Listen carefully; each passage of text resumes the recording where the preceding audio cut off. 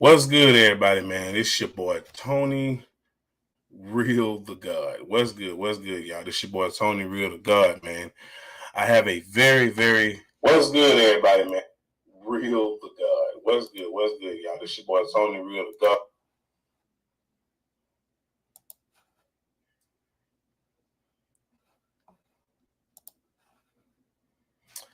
Hold on, y'all. Cause see, last time when I did this, it was all. Hold on, y'all. Cause see, last time when I did this, it was all. Hold on, y'all. Cause see, last time when I did this. So, hold on, y'all, because the last time when I did this, so, hold on, y'all, because the last time when I did this.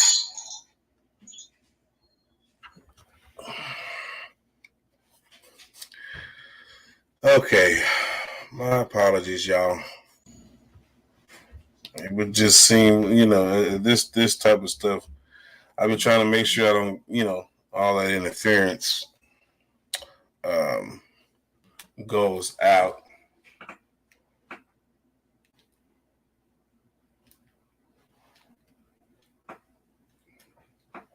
Goes out. Sorry about that. Okay, here we go. Oh, okay, the brother's here. Yeah. So yeah, I've been having some interference and some little tech issues, y'all. But we're about to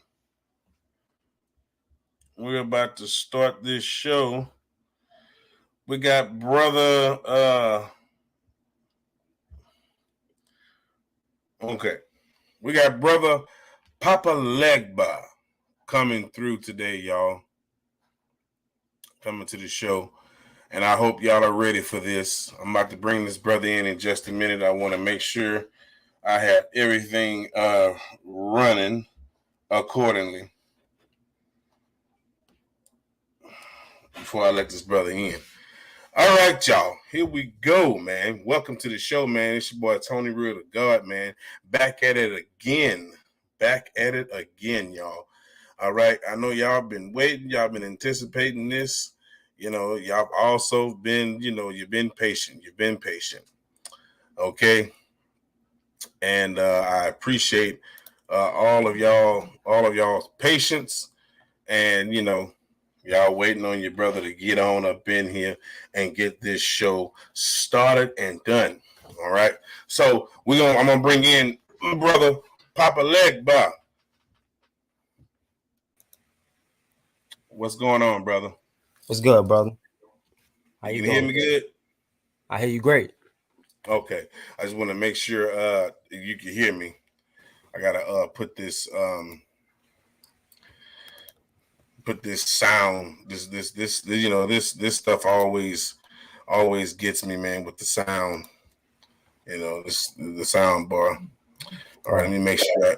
Okay, here we go. I'm gonna make sure you are all right here in my ears. All right, say something, brother. You can hear me? All right, there we go. Yeah, you in my ears now. Okay. All right. Tell you this crazy mess here. All right. All right. So thanks everybody for coming, man. Welcome to the show. This is brother Papa Legba. Papa Legba. And the title of this show is Luke 3:38.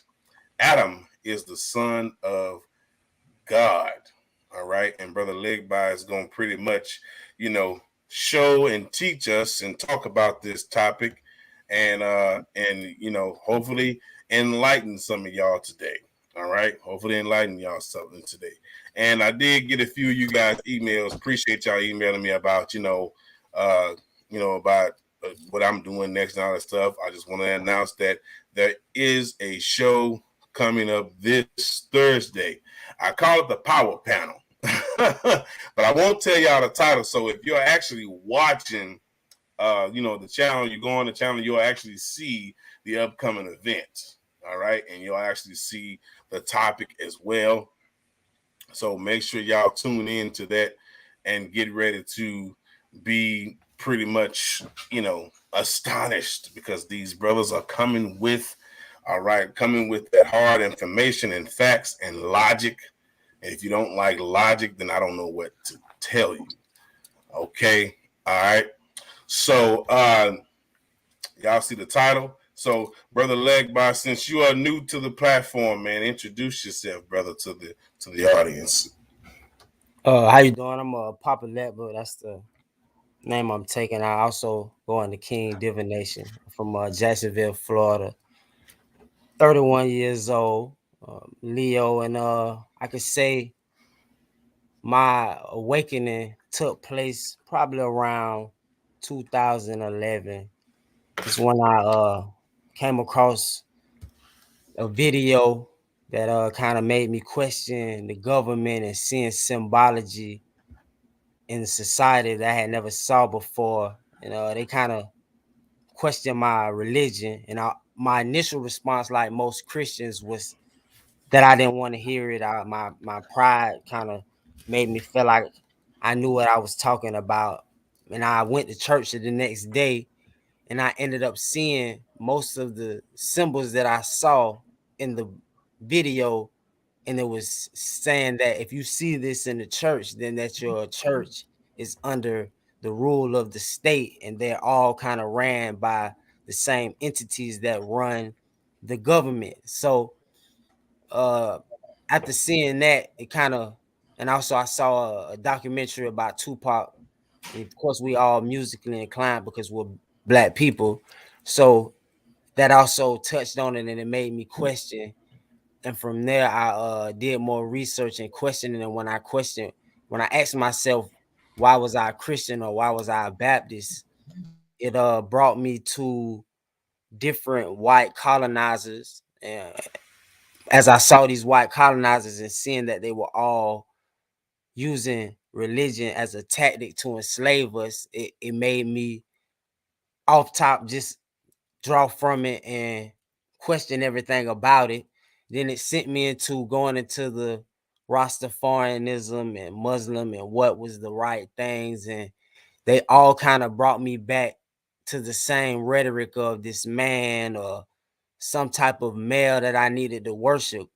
And then I came across a video. It's called "A Making of the White Man" by a brother named Sarah Seti.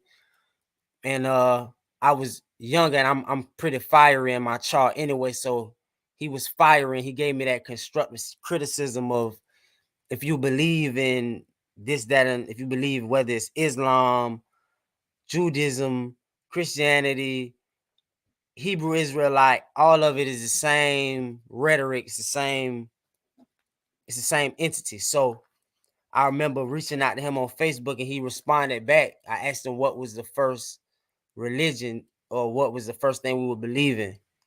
And he told me the Medu Neter. And I remember talking to my uncle, and he let me know. Well, I told him about the Medu Neter. He was like, "Oh yeah, I got the book." He sent me the book, and that was one of those confirming. I believe everything happens for a reason. I don't really believe in coincidence. It was one of those. Next thing I know, he sent me the book, and me reading the Medu Neter. The first thing it kind of touched on was the importance of the woman and how you need your mother and nature of mother nature, and just all type of things that resonated with my soul, that I just knew was right because it was going against what everybody else was saying. And I always grew up kind of, just because if everybody else said something, I kind of wanted to stir up, or like, well, just because everybody said it doesn't mean that. So it resonated with me, and since that, me reading the Medu Neter, it's just further put me down the quote unquote rabbit hole of knowing the truth and seeing things from the other paradigm of the truth of that nature is feminine, and you need the feminine energy along with the masculine energy, not to denote the masculine energy, but we definitely need to give more quote unquote respect to the divine feminine. And so that's what's put me on the quest of researching, whether it be Bobby Hemmett, Dr. Clark, Dr. Ben, Dr. Phil Valentine, Dr. Deborah Blair. I don't know if he said his name already. Aline Bay, Brother Freeman, Francis Cress Wilson, Myra Moses. There's plenty of scholars, that we all kind of been listening to, and I've read many different books. I read Metal Nature Volume 1, Volume 2, the National Economics of the Kingdom of Divine Freedom more. So I'm into astrology.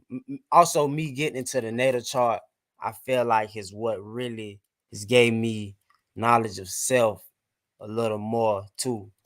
I don't know if everybody knows about their natal chart, but All right. All right, brother. That was a hell of a yeah. right, It was right, right. yeah, I The want to make sure freestyle, everybody know me now. right? The freestyle, Yeah. right? So yeah, I got your picture up, here in the back there, representing you today, man, Thank so you, bro. Thank you for having me, for real. oh Thank you. yeah, oh yeah. So usually, see, I was starting to do a screening thing where I would screen people first, but this was before I actually decided to do it. So Right. I'll go ahead and just let it be what it is. But you lucky you have to be Bless, screened bless, first. bless, bro. Yeah, but you're good. But everybody else, yeah, you're getting screened before you come Definitely. on the show. All right.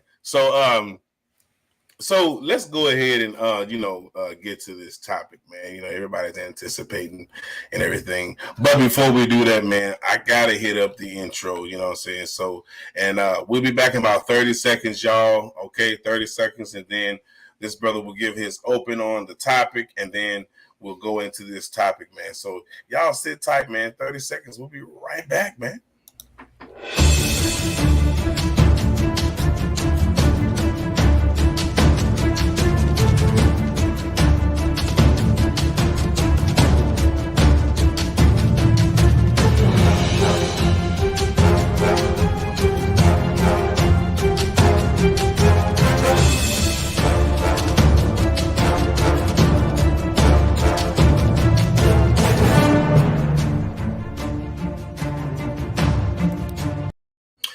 Welcome back. Welcome back. Hope y'all like that intro. Some of y'all have said, "Oh, that's the fly intro. How do you do that? How do you edit like that? How do you?" Well, you know what? Maybe I'll teach you one day. Those those it's really easy, y'all. You just gotta know what you're doing, y'all. That's all you gotta do. You just gotta, just go get the program. You know what I'm saying? And just pretty much, yeah, it's more of a like you gotta play around with it, man. You know what I mean? Because there's no handbook on learning how to edit. So I mean, you can watch YouTube videos. If that'll help you. But I kind of went off like, screw this. I'm gonna teach myself, and I learned, and here I am. You know. So welcome back, y'all. We got brother Legba here, and the title is Luke 3:38. Adam is the son of God. So before I let this brother do his intro, his open, I want to share my screen real quick so that y'all can actually see what this brother will be talking about here. All right. So as y'all can see right here, I hope y'all can see that. I'll blow it up if I need to. All right. So this is Luke chapter 3, y'all, verse 38. All right. Now, as you can see, this is the full, the full reading here. But we want to touch right here at the bottom, right here, verse 38. Okay. Verse 38, chapter 3, verse 38. In Luke, it says, which was the son of Enos, which was the son of Seth, which was the son of Adam, which was the son of God. All right. So this is what we're going to be talking about today. This is what Brother Legba is going to be speaking about. And hopefully he can teach some of you today about this topic. So, Brother Legba, are you ready, brother? Yes, sir. I'm ready. All right. Go ahead with your open, brother, and we'll go ahead and start speaking on this topic. I'll go ahead with my questions after that. Right. Well, in Luke 3:38, it states, which was the son of Enos, which was the son of Seth, which was the son of Adam, which was the son of God. Now, I also wanted to emphasize that the Bible constantly emphasizes the male and of the son, and not denoting the natural of the daughter, which was also indoctrination.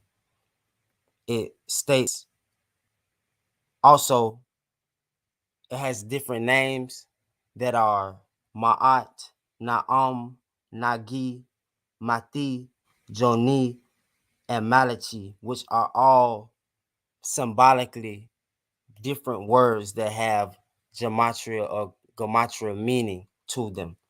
Ma'at or Ma'ath, that it says, which in verse Luke 3:26, it says, which was the son of Ma'ath, which was the son of Ma'atias, which was the son of Simi, which was the son of Joseph. But they also have Joseph as the son of Heli.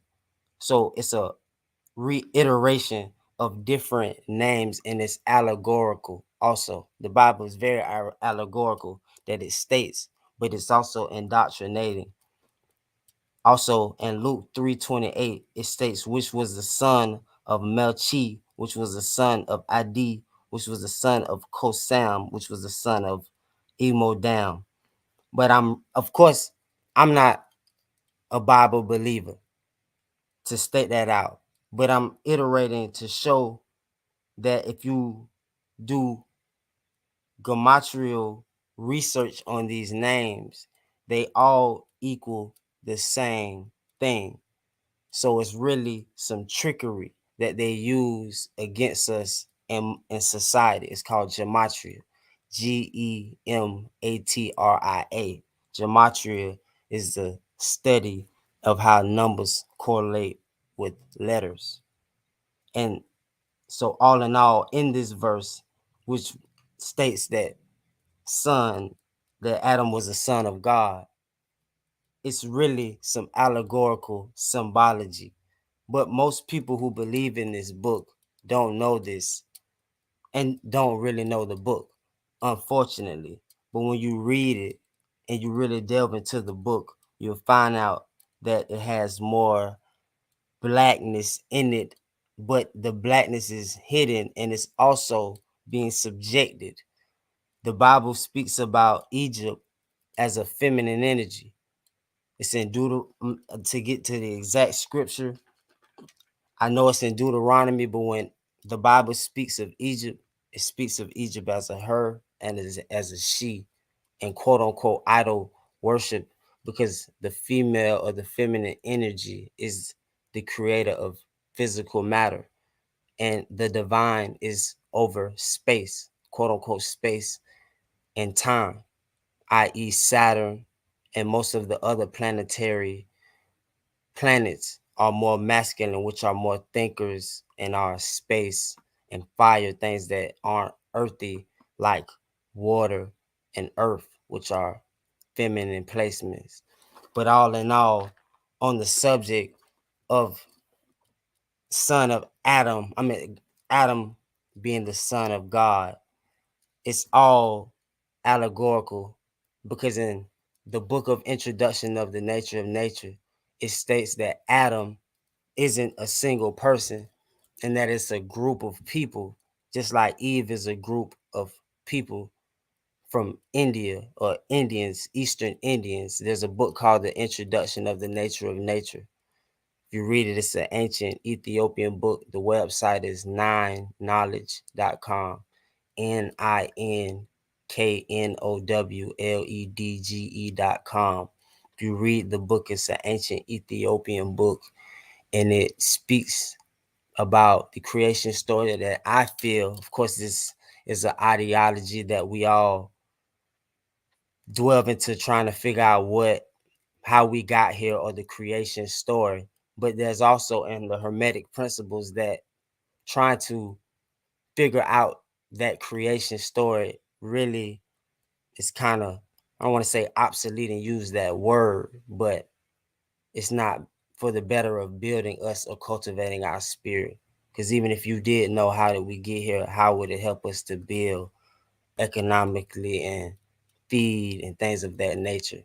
But in this book, The Introduction of the Nature of Nature, it states that Adam was a group of Phoenician males and Eve was a group of Eastern Indian nuns who were influenced by the moon, and the original name of the moon is Sin, and they were influenced by the moon to have prenatal or premarital sex, which they were ostracized and ghostized to the Angus or the Caucasus Mountains, where they didn't have as much sympathy and as much melanin as everyone else, because the original Phoenician came from out of the river, like the original Eastern Indian and the original Mongolian, who all had black skin, but either 8 ether, 7 ether, or 6 ether hair, which is either curly,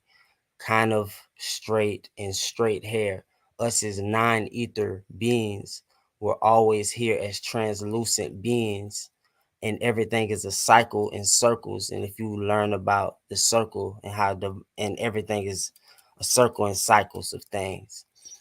And at one point we were translucent beings, and as time went on to another point where we knew we need to become physical, we started to have sex, which sex creates physical life, and physical life denotes death. Rather, in the spiritual or unseen realm, there is no death. But once we started to have sex, is when we started to quote unquote die, because you become physical. But this is an ideology through my reading and research many different from many different cultures of their creation story that I felt resonated with my soul. It's called sound right reasoning. And I just recommend anyone who's on the quest of trying to know and have knowledge what's wrong with reading another book. It's called The Introduction of the Nature of Nature. And I've read the Metal Nature. It spoke on somewhat of the creation story, but I'm not gonna say I didn't attest to it, but it was just one of those. I felt like it was a metaphor, because even in voodoo or in most of voodoo and most indigenous cultures of 9 ether beings, we all pay homage to the story and the art of storytelling. Shout out to Outcast. The art of storytelling, that everything has a story, and in a story there is wisdom. You shouldn't really take it fully literally. You just take the story for what it is. So that's thus with the Bible. It's a story of a man who was ordained, and he was born. And when he was born, he also was moved to a foreign land. There's no records of where Jesus was for 18 years, from 12 to 30. When you think about 12 to 30, that's some of the most pivotal years of your life of learning, where there is no account of where he was. So when you do research on where he was, you'll hear that he was in Egypt, you hear that he was in Nepal, you hear that he was in Tibet, you hear that he was in India, and other cultures that when you listen to their culture, they identify the creator with themselves, and they are able to perform quote unquote miracles because they have knowledge of self.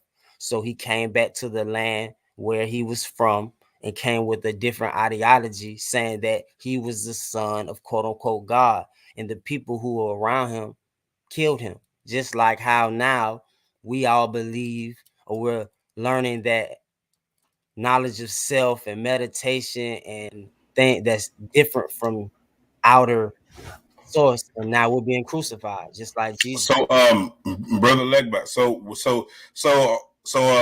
what you're saying, as far as what you've been explaining so far, so is this an attest that Adam is the son of God? Well, for the biblical story, I mean, I don't get caught in the allegory of it. If you attest to the Bible, I mean, this was just to be honest, somewhat of a shot at Christians of not knowing that the Bible also states that Adam is a son of God. And if you were to come to a person and say Adam was a son of God, they would say he isn't, when you can show proof that he is. So you can show proof that he is, you know what I'm saying, as far as the Bible is concerned.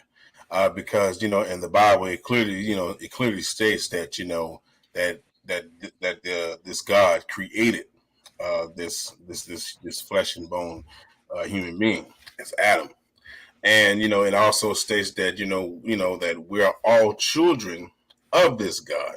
So I think that the Bible proves it itself that Adam is a son of God, but as you stated, it was some that you've spoken to, and is that far as Christianity? You said repeat the last part again. I say as the people that you spoke to, that as far as Christianity, correct? People that are believers, and Correct. they have stated that Adam is not the son of God. Right. Correct. Okay, so and you've been able to basically prove it with that Bible that he is. Correct. I mean, with Luke 3:38 states that Adam is the son of God. So why do you think that believers would say that Adam isn't the son of God? Have they been able to prove that to you? Well, what I've come to find is that most Christians really are under rhetoric or indoctrination of what the pastor says and don't really know it. I mean, there are some. I'll give respect to some Hebrew Israelites here and there because some do read the Bible to somewhat know it, but most believers, when you if you state it to them, they say no, he's not. Then you show them, and then they come with some type of rhetoric to deflect, as if they already knew it, type of Mm. situation. Well, because and I believe you're right about that because how wouldn't Adam be the son of God if your Bible speaks about God creating this human form, Right, from the dust or from the dirt, and then creating this woman, whether it be from the dust or from Adam's rib. How could this not be, proof that he is if the Bible, states this about the creation of this human? You know what I'm saying? And then right, the Bible also states once again that we are all the children of God. And if we're the children of this God, then that would make this God our Father. right, So there's that right there just doesn't make any sense to me that these believers and these Christians would deny that Adam is the son of God. And I don't see how that's in denial or confusing to them to even believe that. So if he's not the son of God, then who or what gave him life? You know what I mean? right, So I think this is a pretty good discussion. And, right. and I'm gonna tell you right now, for those that are watching, if you are a believer, I'm gonna blast your ass. Okay, so I just want to let you know that. Well, And also, just not because before they keep saying this person is the son of this person and this person is the son of this person, aren't we all children of God though? So why are they putting so much emphasis to let you know that this person is the son of? They do that. They did it in Luke, and they also do it in Genesis. This man begot this man, and this man begot that man. They put a lot of emphasis on yeah, the everybody people. begot everybody, Right, right. begat. I'm like, okay, well, what's going on here? It's really white history. Right. They've imprinted their history on their people to let it Yeah. be known this is their lineage. Mm-hmm. So And you know it's what? And in this book, I say all the time, man. I say that if you like, Greek and Roman mythology, then read the Bible. You know right, what I'm saying? Read the right, Bible, man. It's right there in your face, and nobody's telling you what you can and can't read, but read the Bible if you believe in that stuff, man. Because Acts, in the book of Acts, that talks about all sorts of Roman events. You know what I mean? Galatians talks about a lot of Greek events. And then you have a lot of metaphors. The Bible is full of metaphors, full of right, letters, full of opinions. So what I'm saying, it's not accurate, right, and contradictions as well. That's like trying to say that we're not gods, and the Bible right, proves that we are. If right, you go to John 10:34, and you go to Psalms 82, it explains that we are. You know what I'm saying? So when we're touching on this Bible, I want all you believers to understand that you know when you are reading your Bible and you are denying the fact this particular scripture that Adam is the son of God, and you can sit here and say that, well, Adam is not the son of God. Well, if Adam is not the son of God, then what or who created this person? How did this person even come to life in your Bible? You know what I mean? So who is Adam then? Are you going Right. to say that Adam is an interdimensional being? Are you going to say that Adam is a made up, a spectral of particles and matter? I mean, what are you going to say? Right. You want to take it scientifically? We can. Right. Right. Right. So, but yeah, go ahead, brother, and finish, letting us know that this is proof that Adam is the son of God. Go ahead, brother. Definitely. I mean, it's another. What's another verse I was gonna touch on a little?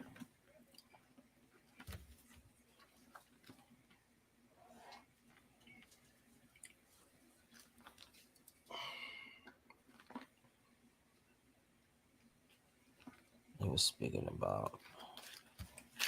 I also want to say in Genesis, it speaks of males and females being created before Adam, and it tells them to procreate amongst the world. And then he made Adam, and then he made Eve. And what scripture is that, brother? So we all can be on board Right. with that, because I've read about that as well. But let's get that scripture out there. It is Genesis chapter 2, verse 27. It says, "So God created man in his own image, and in the image of God created it. Created he him, male and female created he them. And God blessed them, and God said unto them, Be fruitful and multiply and replenish the earth and subdue it, and have dominion over the fish of the sea, and over the fowl of the air, and over every living thing that moveth upon the earth." Then in no, that's Genesis chapter 1, verse 27. Chapter 1, verse 27 and 28. Genesis chapter 2, verse 7. That's when Adam was made. Okay, so it's Genesis chapter 2, verse 7. Yeah, Genesis chapter 2, verse 7 is when Adam was made. Mm-hmm. And Genesis chapter 1, verse 27 is Mm-hmm. when a male and a female were made, and he told them to multiply and procreate the world. So why doesn't the Bible speak about those people that he made in his image? Because he made those people in his image. Those are us as black people who are talking about. And Adam and Eve are totally different. They're from the earth. And that's why I'm telling this book called The Introduction of the Nature. Nature kind of spoke on that, stating that us as the black people are the male and female that he told, or quote unquote, that entity told to multiply and create. And that's where the quote unquote devil came from, because Mm-hmm. he told male and female to procreate and multiply. And then he made Adam and Eve, and then some entity that they say was a serpent. But really, in certain other ideologies, it say that Satan was a man or a Mm-hmm. female. Some say it So was a male, some say it so was a female. okay, so go over that one more time. Genesis 1 and 7 and Genesis 2 and Genesis chapter 27. 1, verse 27 says, "So God created man in his own image. Okay, In the image of God created he, male and female created he them." right. And in 28, he told them to be, God blessed them, and God said unto them, Be fruitful and multiply and replenish the earth and subdue it. Then in So chapter, so when okay, God right in the Bible it says God said, let us make man, or was that another form of an entity? well, to be honest, from my reading, I don't. I mean, the word God means to invoke, so to call on. So it's saying God created man in quote unquote his image. But even from the Arabic or Hebrew, his and he doesn't denote male, Mm-hmm. to be honest. In Hebrew, he denotes the mother. And you know what? Another thing, when this part where it says, "Let us make man." Right. That part right there, it kind of like gets rid of God at that point. You know what I'm saying? Right. So who's the us? Is this God and the angels, or is this God and a few other gods? Like Right. so who exactly is this us? Let us make man. You know what I'm saying? So Right. so who exactly is the Bible talking about right there? Well, from my perspective, I feel like it's like I said, a story that they have created and made up, Mm. to be honest. But even from the looking at it of the us, it also states God states several times of not serving other gods, letting it be known that there are other entities probably just as powerful as him. For him to Yeah. call it a god, he would have to be the same magnitude to And you be know able. what?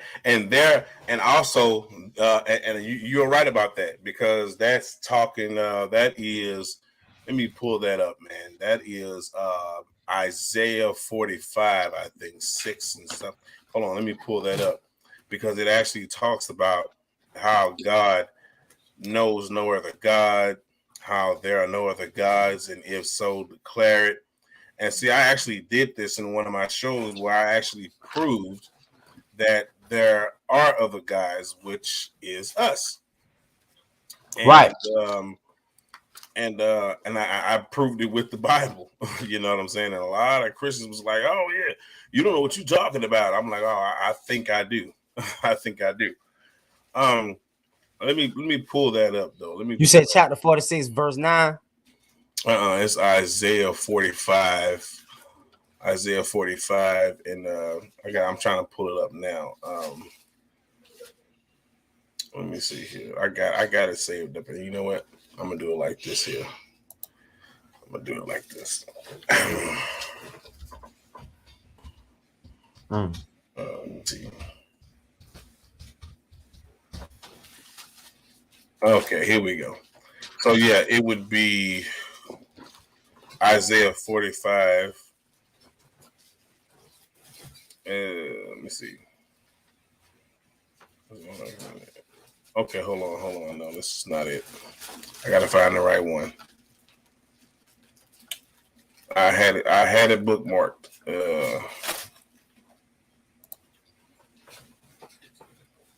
You saying what he said that there's no other gods beside him?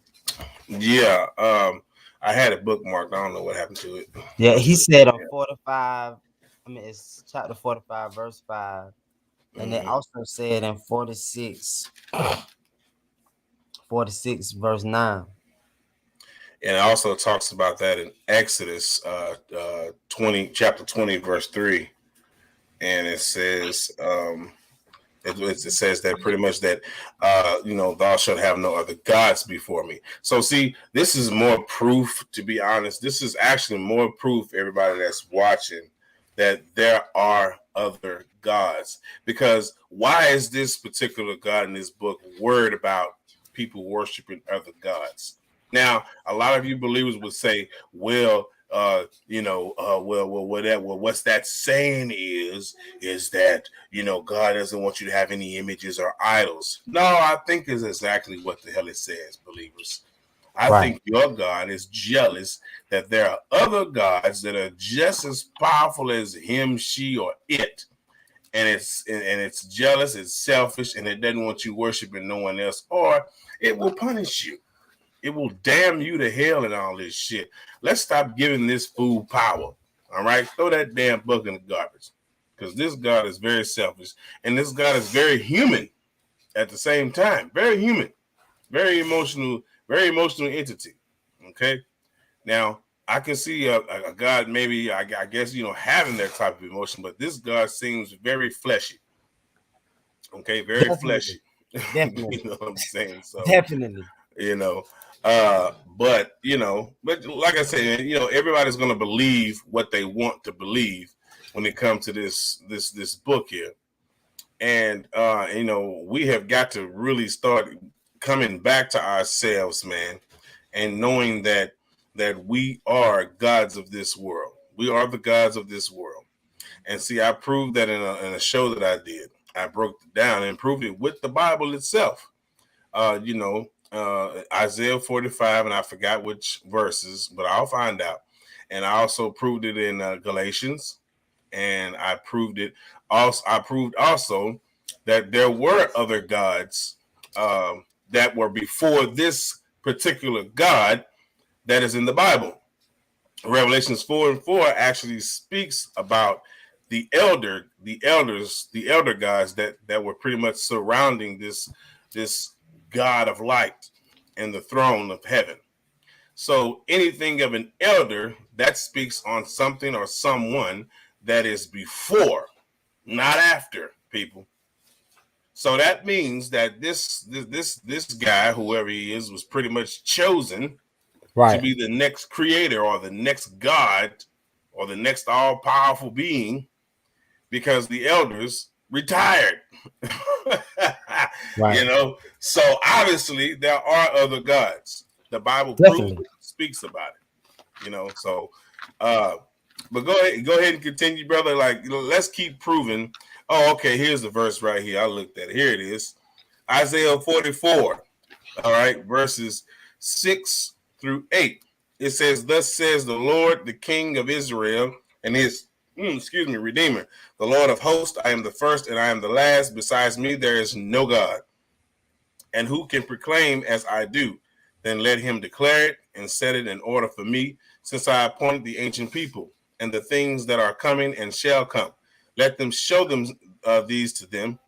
Do not fear, nor be afraid. Have I not told you that the time and declared it? You are my witnesses. Is there a God besides me? Indeed, there is no other rock. I know not one."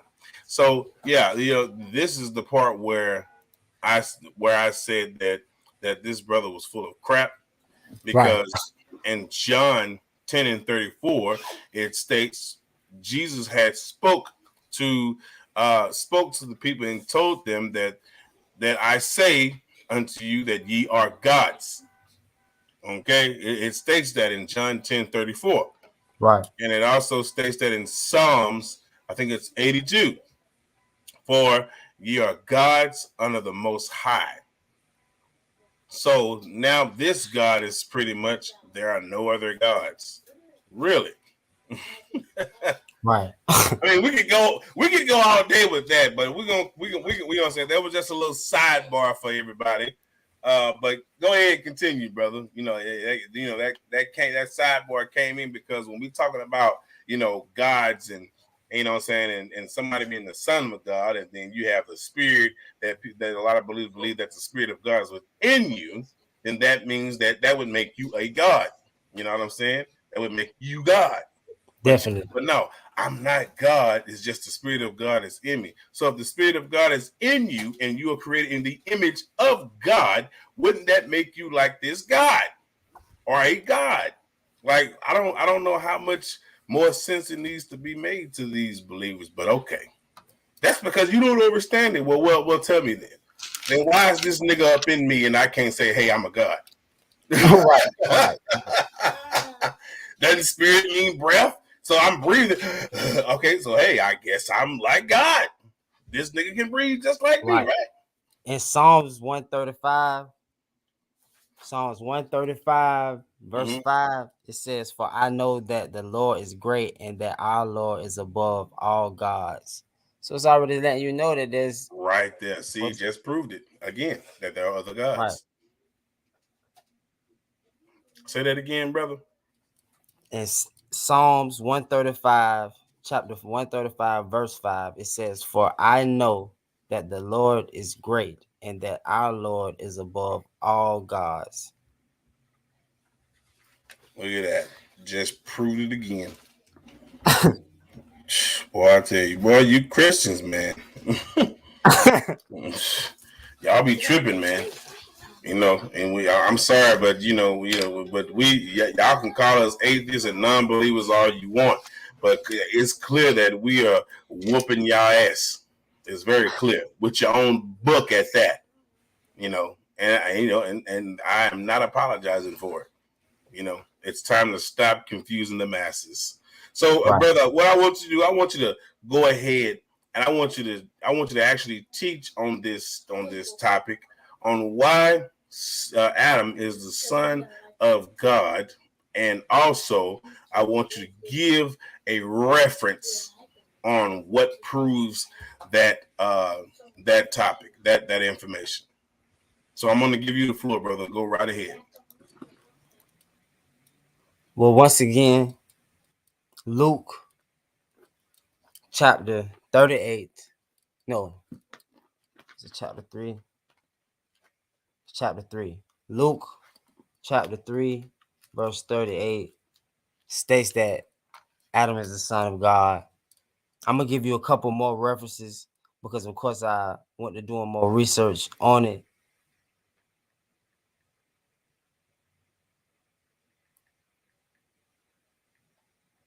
Hold on.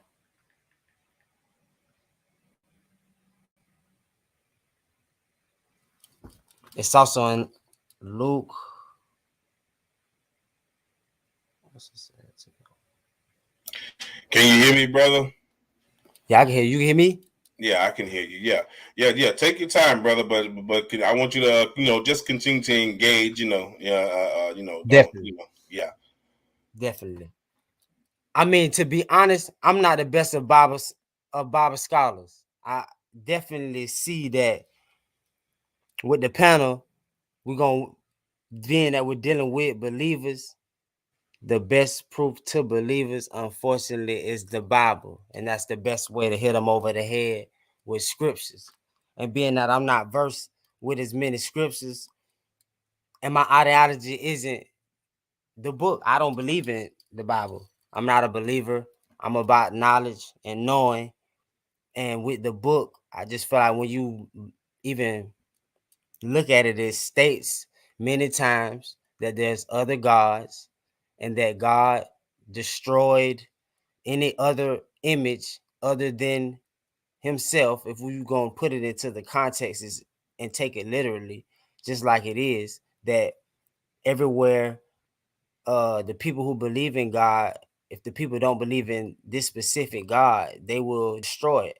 I'm gonna give another. I mean, in Deuteronomy, it specifically speaks about going into Egypt and the land of where black people were. Also, in most places where black people were, we believed in quote unquote idols, which would be your mother, because the idol was a woman. In Deuteronomy, it states that Egypt was worshiping quote unquote idols. But of course, if you look up the word idols, it's a totem and something just saying, hey, I'm paying homage to this mother. Most totems were feminine and were represented by feminine energy. So it's the destruction of the feminine energy. It's all through. I want to give the reference of God going into Egypt and denoting it as a her. And when you look through the Bible, there's a lot of bad rhetoric on women. And for You know it, and you're right, brother. They do denote Egypt as a her because they call Egypt the city of Babylon. And it's they call it Babylon. The Bible always depict Egypt as a very evil place, and that is right, not true. That's just the work of the Europeans and the Greek. What I'm saying, sick assholes, and I'm not afraid to say that. right, But Egypt was never a place of evil and bad. That was pretty right, much our culture, our people, our lives. It's a part of us. And right, this is this that the way that the Bible speaks about Egypt shows how much the Europeans, the Greeks, and whoever other pale face, how much they hate us. And there are reasons why they hate us so bad. I'm pretty sure it's because we're more advanced, we're smarter. We have so many, we have history and they have none. They had to create right, their own history. See, and that's the problem when you're not first and you're always last. And that's just what they Right. like to do, you know. So as you can see, they pretty much try to take away everything and destroy our history. So, you know, and now we're taking it back. Right. I also What's like good, brother J Mo? What's good? What's good? what's good, J Mo. The word idol and the etymology of the word idol means shape or form, to have some type of material image. And the woman has, especially specifically our women, has the best shape and form. So us as men, as builders, just think about us in Africa. We're gonna build Yeah, them image of women our got them woman, shapes. They got them shapes. right? So and we, not to just saying worship, but we love our women and we're gonna make images of our women. So, and it was, oh, they're worshiping their women, they're literal, they take literal, just like an ancient Kemet. The reason for the animal heads were that a person would be watching a crocodile and see, observe its habitat and its nature, and would say, I'm like the crocodile, how it stalks, it's, you know what I'm saying, it sits and wait, and knows how to be patient and sit in the muck, things of that nature. They, but when a white, they think with the left side of their brain, which is literal, rather than right side, which is the abstract of it. Us as melanated people most so look at things from the abstract. But in the Bible, when they say, oh, we were, a lot of people use that as the, well, we were worshiping idols type of situation, when they don't really know what they're saying. That's a rhetoric that was put on us when a person doesn't even know what an idol is. It's a shape or a form. So they know, and once again, with them denoting Egypt being a she and a her, and there's plenty scriptures that I can show that they did not like Egypt. I mean, it's plenty of rhetoric of them going and trying to destroy and make Egypt a very negative. I don't even want to say Egypt, Kemet, a negative image. So because they knew that once we wake up, you would see them like, oh no, I'm not messing with that. That's that devil. You know, they love to put that devil word, when the word devil came from the word Devi, Devi, which in Hindu is the word for goddess.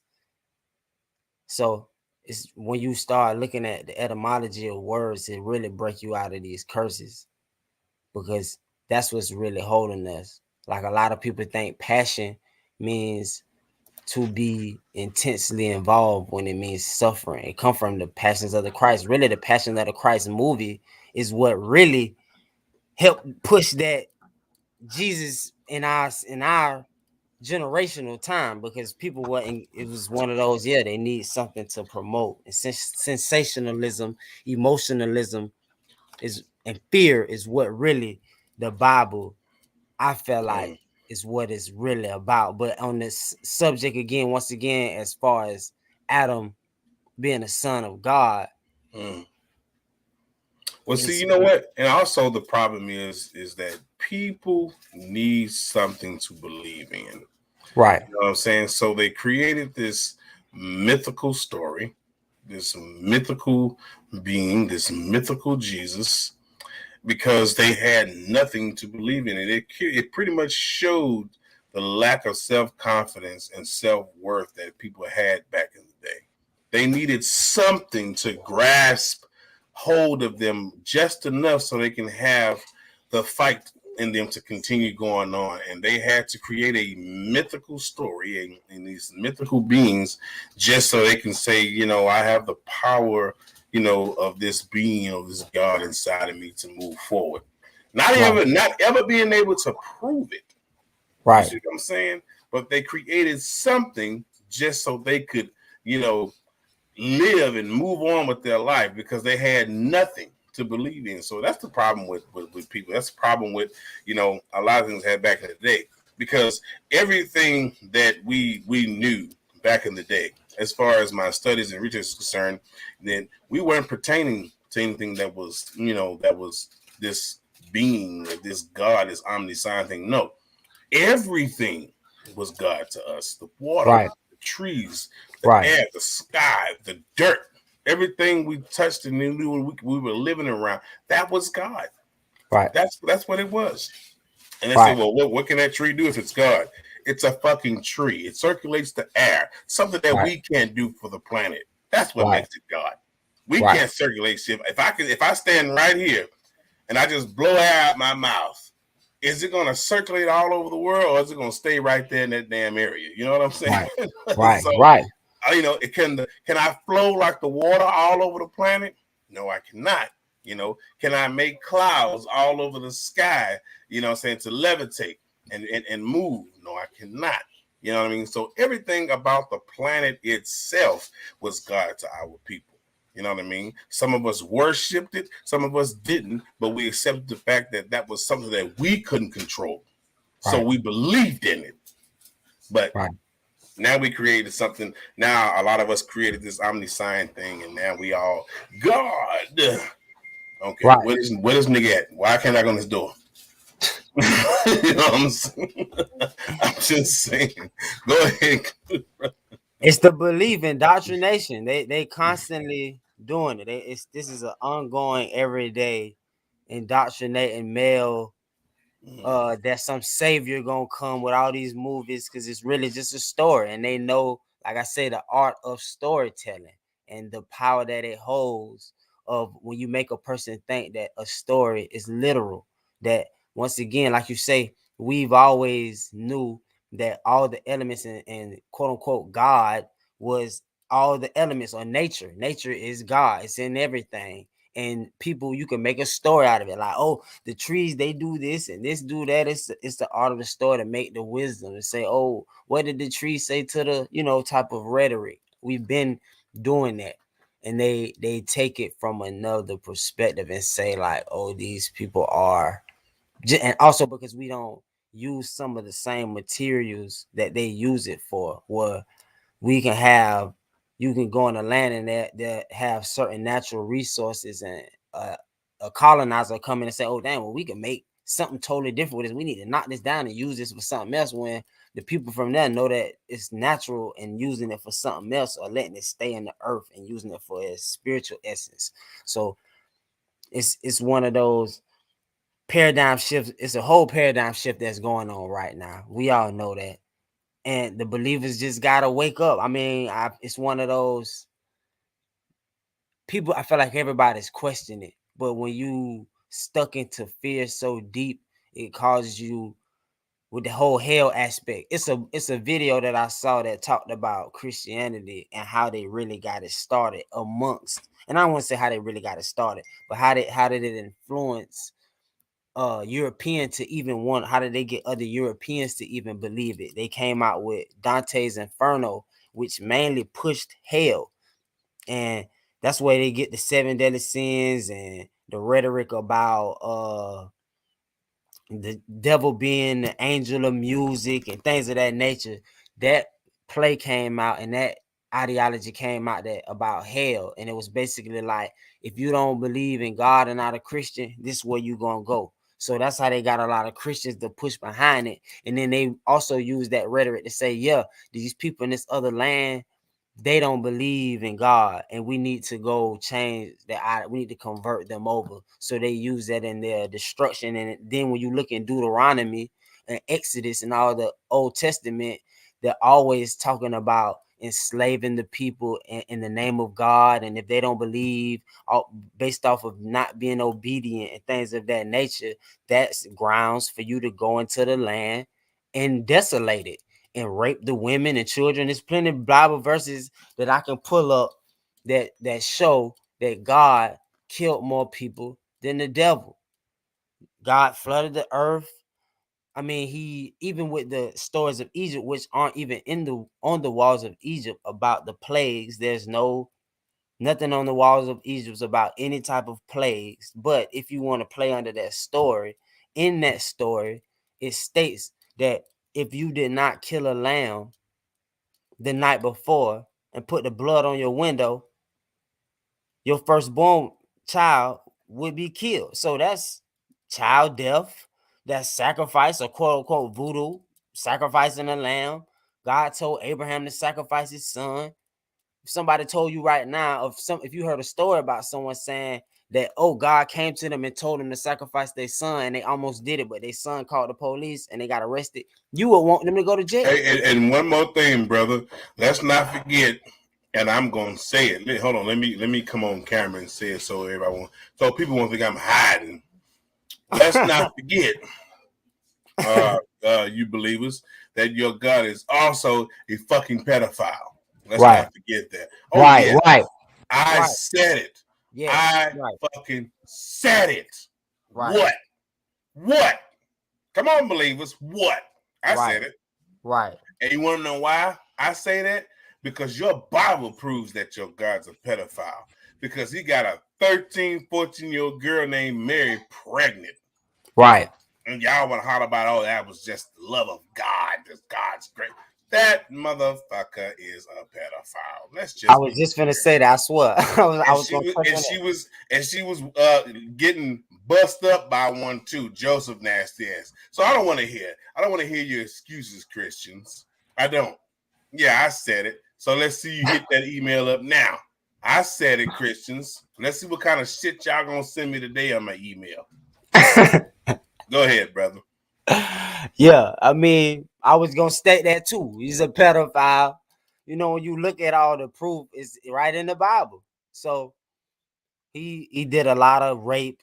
There's a scripture that states if you go into a land and the people and you're at war with the people and you kill a man and you see a beautiful woman, you could take that woman and shave her hair off. She has to wait 30 days. And after those 30 days, she's your wife. And of course, people say that it doesn't say rape, but I mean, what do you think that is? If right now, I always have to bring it to the right now because a lot of people like to, with certain things with God, they try to equated with you. Well, where were you for between 12 to 30? Like I'm God, or like I'm Jesus, quote unquote, or the Messiah that these people are talking about. But all in all, right now, if a lot of the things that went on in the Bible went on not, you wouldn't be in agreement. And then they like to use well, that was the Old Testament, and then this is the New Testament. Well, why do you even believe the Genesis story then? Because it's also in the Old Testament. It's like you can't pick and choose when you want to use this book to go with your rhetoric or the and then just to be honest, I just feel like most people who believe in it know in their heart of hearts, they really don't know. They really don't know, but they just want to feel like, well, you don't know neither, and stop acting like you know. And it's like, no, I know that this isn't true. And I know what I've been researching and what resonates on just nature, which is when you're born, you need your mother. You need the breast milk of your mother. If there was no hospitals and no Similac, you would need your mother. All fruit. I mean, it's feminine. When you start doing research, all fruit bearing trees are feminine. All weed you smoke is feminine. Most animals, the female does a little more than the male. And I'm a male and I'm not, you know what I'm saying? You need the masculine energy, but it's just the Bible is so the rhetoric in it to me is so damning the woman, and us as black people is just putting us in a docile, subjective. It's like when you have that ideology of the Bible, it trickles down to politics. Where if somebody come to you about certain things that's going on in politics or economics, it's like, well, I don't really need to know nothing about that, or I just let the powers that be, and that trickles down because your ideology with your morality or spirituality is you don't really know. You have faith, which is to have no proof and really not to even question it. When you don't question something and you don't have proof, you have to go off quote unquote belief and faith. But when you know something and have discernment, you have knowledge. You know what I'm saying? So it's just one of those irrefutable things. I feel like that us who are waking up and don't believe in it no more, it's like, how do they not even have the cognitive, the word I'm looking for? Cognitive, yeah, cognitive. You know what? And you're right about, when they say have faith, just believe. You know what I mean? That is very unlogical to me Right. because so it's like, you're telling me to just have faith and just believe, and that's it. Something's gonna happen for me. This Right. invisible man is going to bless me and do all these things. Because last time I checked, I've been doing every goddamn thing. You know, I was the reason why I got that fucking job. And Right. you know, and you're gonna tell me, oh, God was on your side. God wasn't no fucking where. So let's not blame him. He wasn't at the damn interview. I was. Bro, I was just gonna say, if You you go to know, the interview and don't study and don't know, you're not gonna get in. If you don't do right at the interview, you're not getting that job. If you don't right. apply for it, you're not getting the job. So it's Exactly. like Me and that other person was talking. I didn't see no damn God nowhere. And so right. basically you're gonna say, oh well, God was there, God was in spirit. Okay. So I was breathing this nigga. And he ain't say not one damn word. I was breathing. So if he was in spirit, that means obviously I was still doing all the talking. Right. If he was in spirit, well, you know, we just gotta have faith and believe. Oh, okay. So basically, just believe somebody was in the fucking room when it was just me and that person and nobody else, but just believe that something was there. Are you out of your damn mind? Man, hey. that's not even common sense. Right. It's the drawing back. They want to draw you back. They want to draw you back. Dumb and shit. All these dumb ass. But you know what? Every time I hear somebody sit there and defend this damn book, they want to holler about, oh, you just don't understand. You know, it's just. I'm like, you know what? You don't even realize how stupid you really sound. You really think you're smart. You really think you're smart. You really do. And this book making you sound like the dumbest piece of crap on the planet right now. And there's so many people always tend to try to, you know, fight for this damn book and never realize that this book got them looking so foolish. You sitting here going to church, worshiping a God that's not even in the damn church. Right. And it says that in your Bible too. That you don't find God in the church or or you don't find God in the box or church. And like, I think that's in Matthew or in Luke. It talks about how you won't find this God in a building, box, church. And y'all going to church every Sunday because today is Sunday. Right. And you're worshiping and praising a God that's not even there with you. If that damn church catch on fire, guess who that nigga not saving? Y'all. Right. How many church fires has it been where people have died? Many of them. How many places have been where people have praised God and died? Many of them. And you're going to tell me, well, God allows things to happen. Well, that's because I think the nigga lazy. The nigga don't want to, you know what I'm saying? He know damn well that if I can't convince this dude that made up his mind to shoot me, to put a bullet in my damn head, I can talk all the stuff that I want to this person to convince them. And you would say, well, the gun didn't go off because God jammed it or because, you know, or God made shit. But then all of a sudden I get shot because I'm believing and having faith, you know, and praying in an entity that will not come and that won't ever come. So many people have lost their lives. And then there was a video on the internet where this guy had this AK-47 in this other country. And he was pointing it down at the dude, trying to shoot him. And the dude was praying, you know, to Allah. Mm-hmm. And the gun wouldn't go off. But then I think I seen that. When he pointed it up, it shot. And then when he pointed it at him, it wouldn't go off. And then they were trying to say, you know, this is the work of God. First of all, if anyone know anything about guns, I don't even think I got to go there. Yeah, you don't. You know, people know that sometimes guns do tend to jam, and then sometimes it's because of the weight. You know what I'm saying? You know what I mean? And you know what I'm saying? So the brother, when every time he put the weapon toward him, you know what I'm saying, and try to pull a trigger, and if you look from a different angle, you can see where that he was barely even pulling on the trigger. And when he did pull the trigger, it jammed because of the weight of the gun.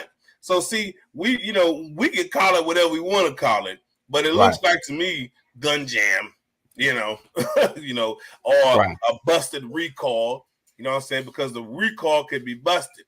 So it may shoot up, but then when you put the weight back on the recoil, it may not shoot. It's going to jam because the gun is messed up. So But they say the work of God is okay. All right, Christians. I Okay. think it's a work against logic. I just point blank. Yeah. I mean, I feel like it's put imprinted on us so us as black people could be thinking from that perspective. When why these people just do whatever they want to, because we thinking on some old other shit, and it's like it breaks down your logic.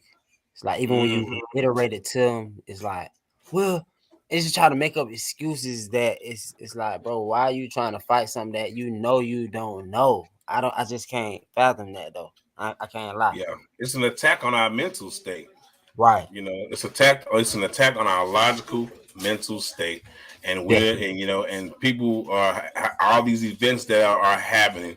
People are calling it godly events, and I don't see any God anywhere. I see people causing these things. Right. I see flesh and blood causing these things to happen. These Right. events, and you're saying believe and have faith, believers, but where is this dude at? Where this nigga at?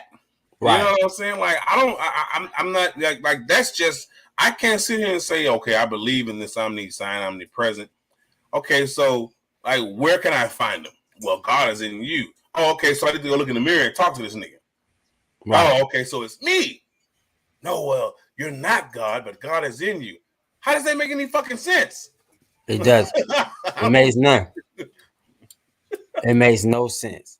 And that's what we gonna always have that divide with believers. It's always gonna be a left go right, and that's why a lot of times I don't even like with trying to build. Sometimes I don't even like to bring up religion with them people because it's like you could be building with a person and then they bring up religion. It's like now they get to saying dumb shit. And it's like now I don't even see you in the same light type of situation. It's like damn. So you really believe that? Like it's one of them. So you know it's definitely a diversion and it's an attack on to make everybody fearful. It's to make people be I mean everything's codependent type of situation. Well, Right.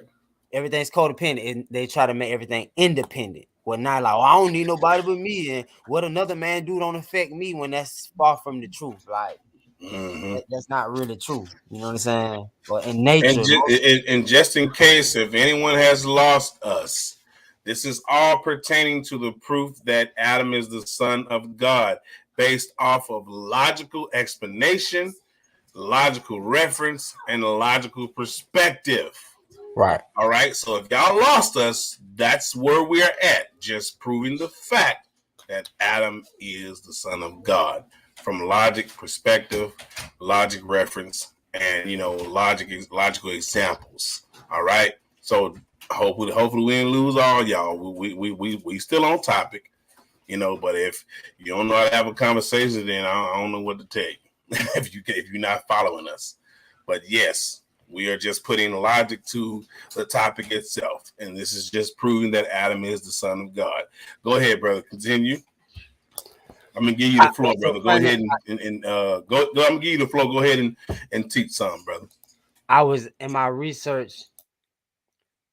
It says in Genesis. I'm finna make sure this valid though, because we doing research. It says in Genesis 2. I want to read it from the Bible. Genesis chapter 2, verse 24. It states, chapter, hold on real fast.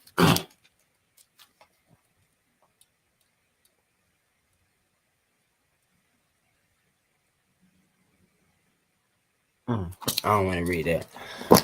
I was trying to figure out, being that it says that Adam, that son, is a son of God. Guess he didn't have a mother.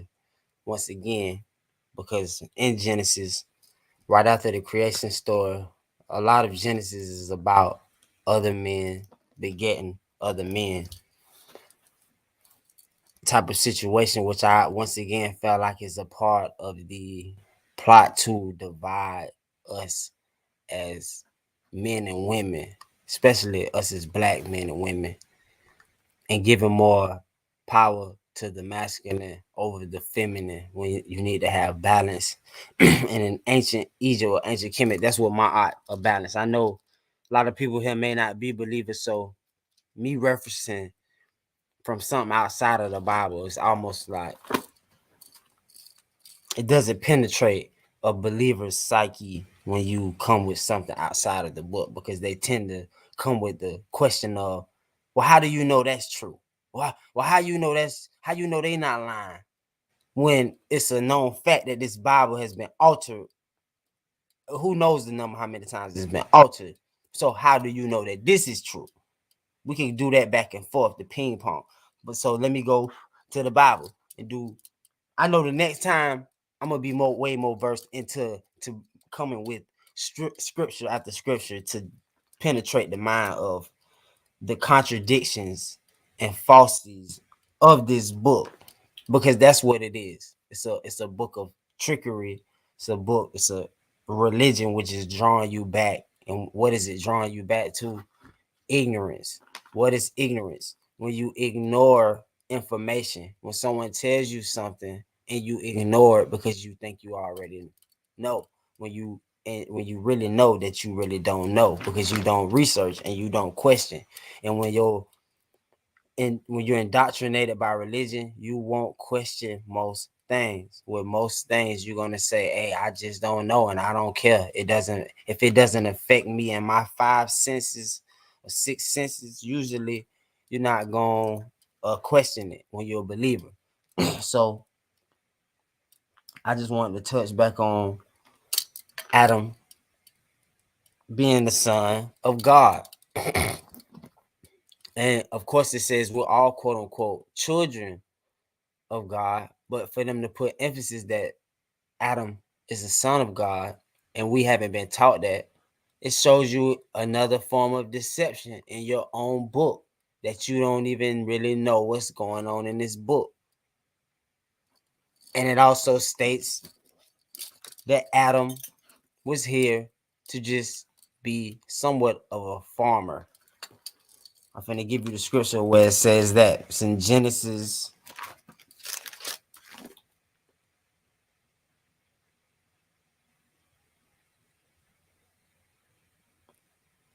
2, chapter 2, verse Hey 9. brother, hey brother, Legba, when you have your pauses like that, brother, and you got your head down, try to continue to engage as you're Right. having your moment to look for information. Okay. Okay. All right. Appreciate that. In Genesis chapter 2, I think it's chapter 2, verse 9, it states along the lines of that Adam is supposed to take care of the ground. I just had it just then. I sure appreciate that. I was thinking that at the same time as you were saying it.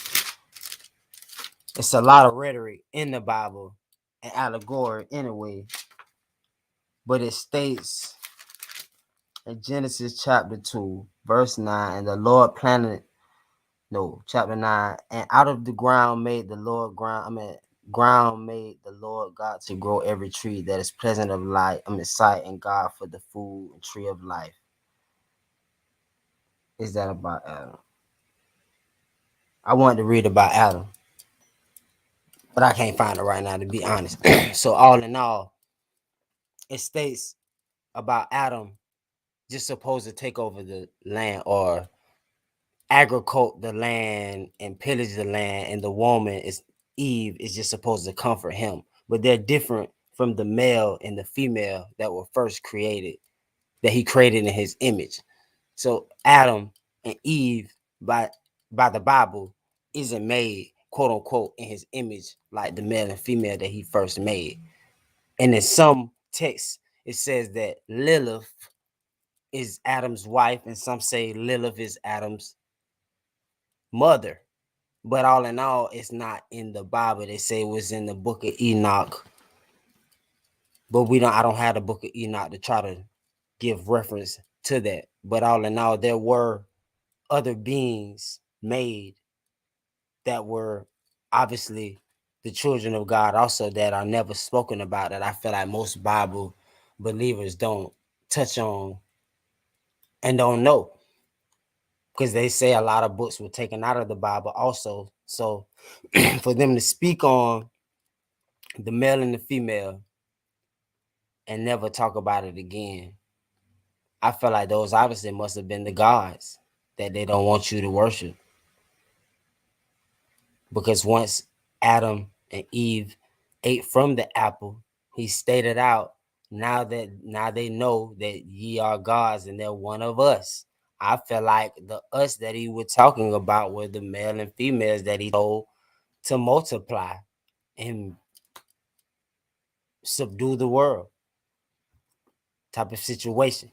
I want to know, I mean, the etymology, because I like to do a lot of etymology. I feel like knowing the etymology of words and correspondence, they tell you that it's best to read that anyway to get a full understanding and seeing the different perspectives of the Bible. But the etymology of subdue, I'm finna look up to see what the etymology of subdue is. Because, like they say, some of these words don't really mean what you think they mean. And a lot of believers, even when you say certain words, they like to use that as a deflection to say, well, in the Bible, that word doesn't mean. Subdue means draw from below or to conquer or reduce to subjection, to lead away or to deceive or seduce. So that's what the word subdue means. Now that's crazy. I didn't even know that. It said God told man and woman, oh, he created man and woman in his image, and he told them to subdue the land. That is in Genesis chapter 2, verse 4. No, it's not chapter 1. No, it's chapter 27. Chapter 1. No, yeah, chapter 1, verse 27. So God created man of his own image, and in the image of God created he him, them. And 28 is what he said to replenish the earth and subdue it. Subdue means to deceive it, quote unquote, from the etymology of the word. So that's something I didn't even know, just to be honest. So I felt like that's another topic for to figure out with them saying Lilith is the one or with the devil, because with even in the creation story, it just goes from creating and then it talks about a tree and then it says the devil was there, but it gives no origin of where the devil really came from in the beginning of the Bible, which I felt like was very intricate. Of even when I used to believe in the Bible, of reading it and saying, well, where did the devil come from? If he just popped about it, no one has so much power to be just like quote unquote God. He's been there before Adam. He's obviously older than Adam, so why wouldn't you have him or where he comes from or his story in that aspect? I mean, of course, that's one of those. I feel like we all have pondered upon that question. Just like, I mean, when we all, I'm not going to say we all believed in the Bible, but I'm pretty sure most of us were brought up indoctrinated on the religion as well. And I used to read Revelations a lot, and it made me want to know where they were coming from and different things of that nature. So the devil used to always kind of have me like, what did he really do? Type of situation. And me reading to see he hasn't done nearly as destructive things as God. But on the subject again with Adam, I just don't feel like Christians is going it's going to get into that psyche of even knowing that the Bible says Adam is also a son of God. It's showing that the Bible is really bullshit and you don't really know your Bible type of situation. But I really felt like from my research, the Bible is deeply engraved with astronomy and astrology, with the signs, because everything in all cultures, from all the cultures of our people, pay homage to the stars and knowing how to read the stars. That's why the Sirius star and Dogon people, they studied the stars, and knowing the stars. They also say billionaires study astrology. So, everybody say they want money. You would want to know about the stars, Benjamin Banneker, things of that nature. When you really find out how the stars play into the Bible, the number 3, the number 7, 12, they all kind of correlate to astrology also, in a sense, with Adam. It's certain things that I've heard with Adam and his representation is quote unquote like an Aries because they're the first sign and things of that nature. But I feel like for a believer, they may take that as like, well, how do you know that? And that's just your rhetoric because it's not coming from scripture. So, and I fully feel like you say that I need to stay on topic with the son of Adam, especially coming from the Bible, because that's what's gonna penetrate the psyche of a believer to say, well, damn, I never thought about that. And if it does say that, I might need to research more or question more. But to be honest, for most Christians, I don't feel like they're gonna break up out of that curse unless they know the etymology of words and know what these words really mean. The word God means to invoke. Invoke means to call upon. That's why I don't know the exact scripture, it says in the beginning was the word and the word was God, because it's the invoker. So even in ancient Kemet, Adam is represented by sound. It's the sound, or it's sound is creation. Through words, worlds are created. Or Ptah also, Imhotep. It's all about sound, and with sound and through sound vibration, things are created. So that's why it says in the beginning was the word, and word was God. It's the invoker, the creator of the atom, because Adam comes from ancient Kemet, Atom, the atom.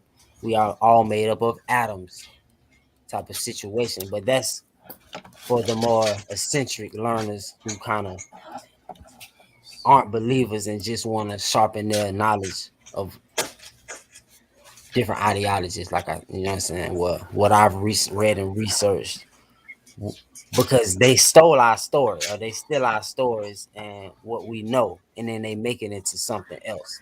Atom is the representation of an atom, and an atom really is a nucleus being protected by electrons, and the nucleus is the feminine energy, and electrons is masculine energy. So atom is a makeup of a man and a woman. It's really symbology and allegory and parables. Adam isn't a literal person. From my, I don't just say one to say from my perspective. From a lot of uh African scholars and people who know about the truth, know that the whole Adam story is just an allegorical story that has that in different cultures they have a different type of Adam story or a different type of creation, the first people or the first person here.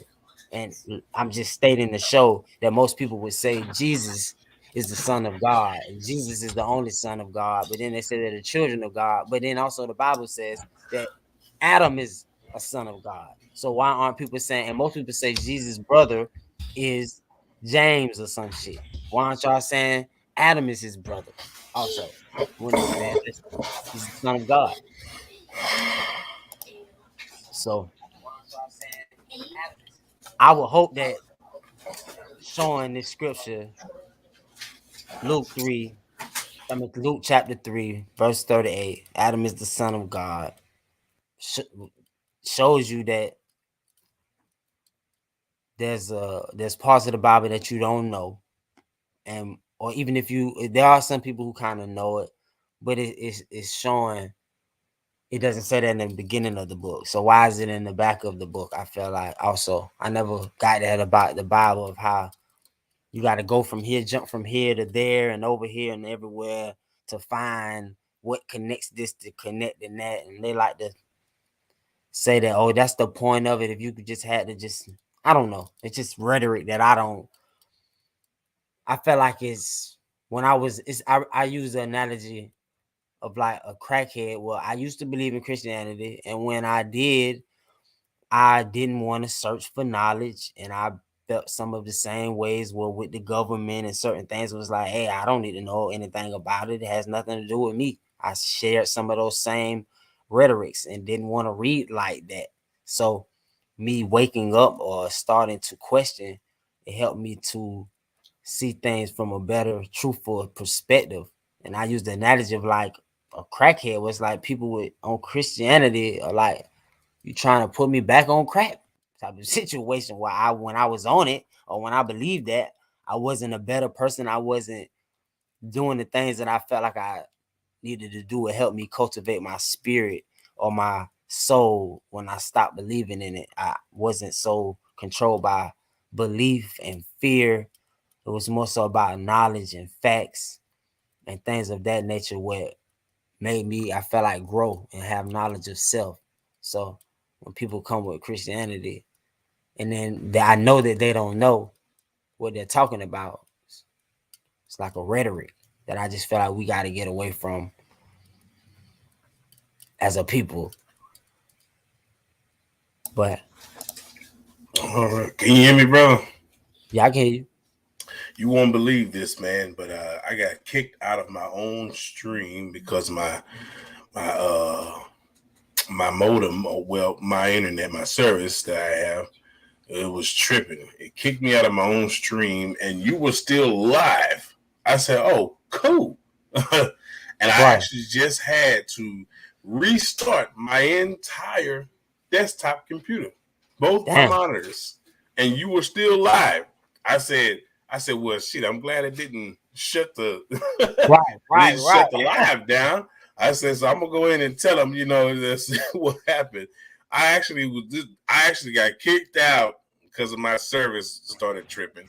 Had to restart my computer and then come back in, and I'm like, what in the hell? But I was glad that you were still alive. I said, okay, cool. I can just do this and just get back into the stream.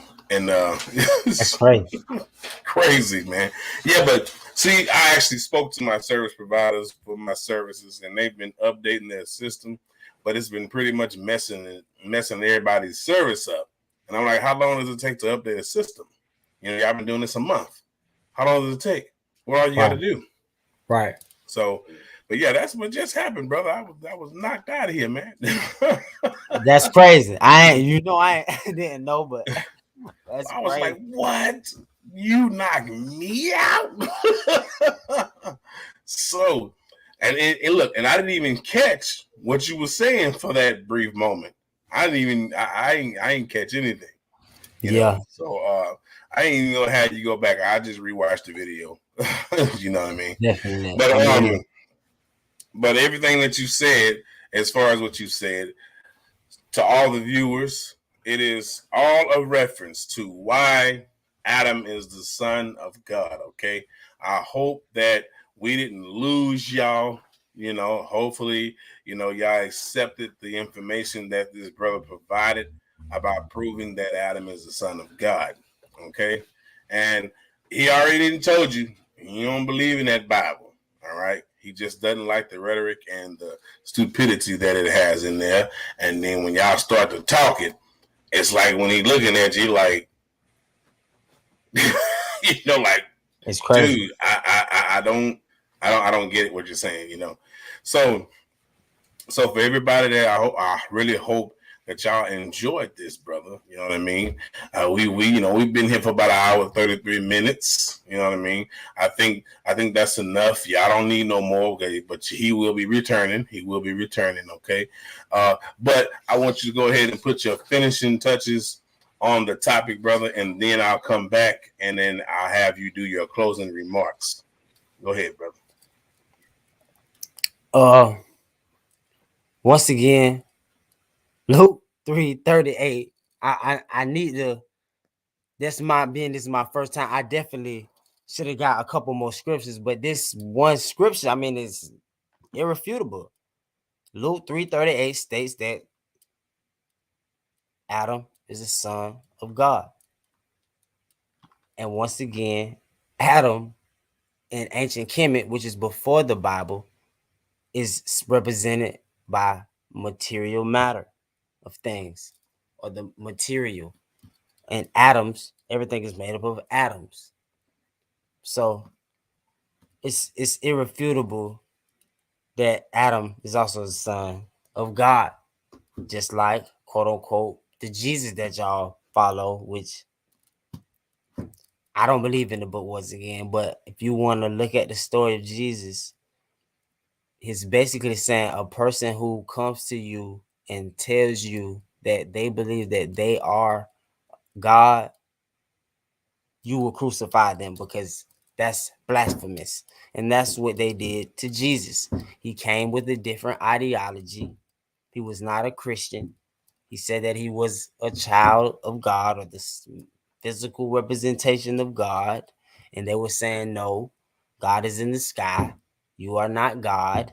And they killed him for it. So for you to say you believe in Jesus, you would 9 times out of 10 crucify Jesus if you were in that time. And now, if it was legal, if it was illegal for us to say we don't believe in God and that we are God, we would be getting crucified by y'all. We'd be put on crosses. So I know that was kind of off of the topic of Adam being the son of God. It's just one of those, like I said, I don't believe in, and I came with this topic as a proof to try to wake you up. But knowing that Jesus isn't the only one that's quote unquote the son of God. Adam is also. It's in your scripture. And New Testament too, not the old, because a lot of times they like to use, oh, that's the Old Testament. We under the new covenant. This is the new covenant. It states that Adam is the son of God in the new covenant. And you know what? I want to say something. Because see, in the Bible, it talks about in the Old Testament how God, pretty much, mind is made up, and his word is what it is. You do not change or add. It talks about that in Revelations. So I'm thinking like, okay, well, if that's so, then where this damn new covenant, new King James version, new Bible crap come from? All right, so that means we can say that your God changed its mind, right? Right. And then Right. they'll say, well, in the Old Testament, we made, blood sacrifices to God, goats and animals and humans, but it's not like that anymore. We're under a new covenant now, a new. I'm like, so wait a minute. I'm like, hold on a second, man. I said, that doesn't make any sense because your Bible talks about how God was solid in his word and nothing should be changed or taken out. His word is pretty much gold, man.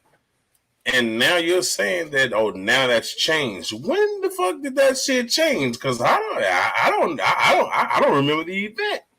Right. For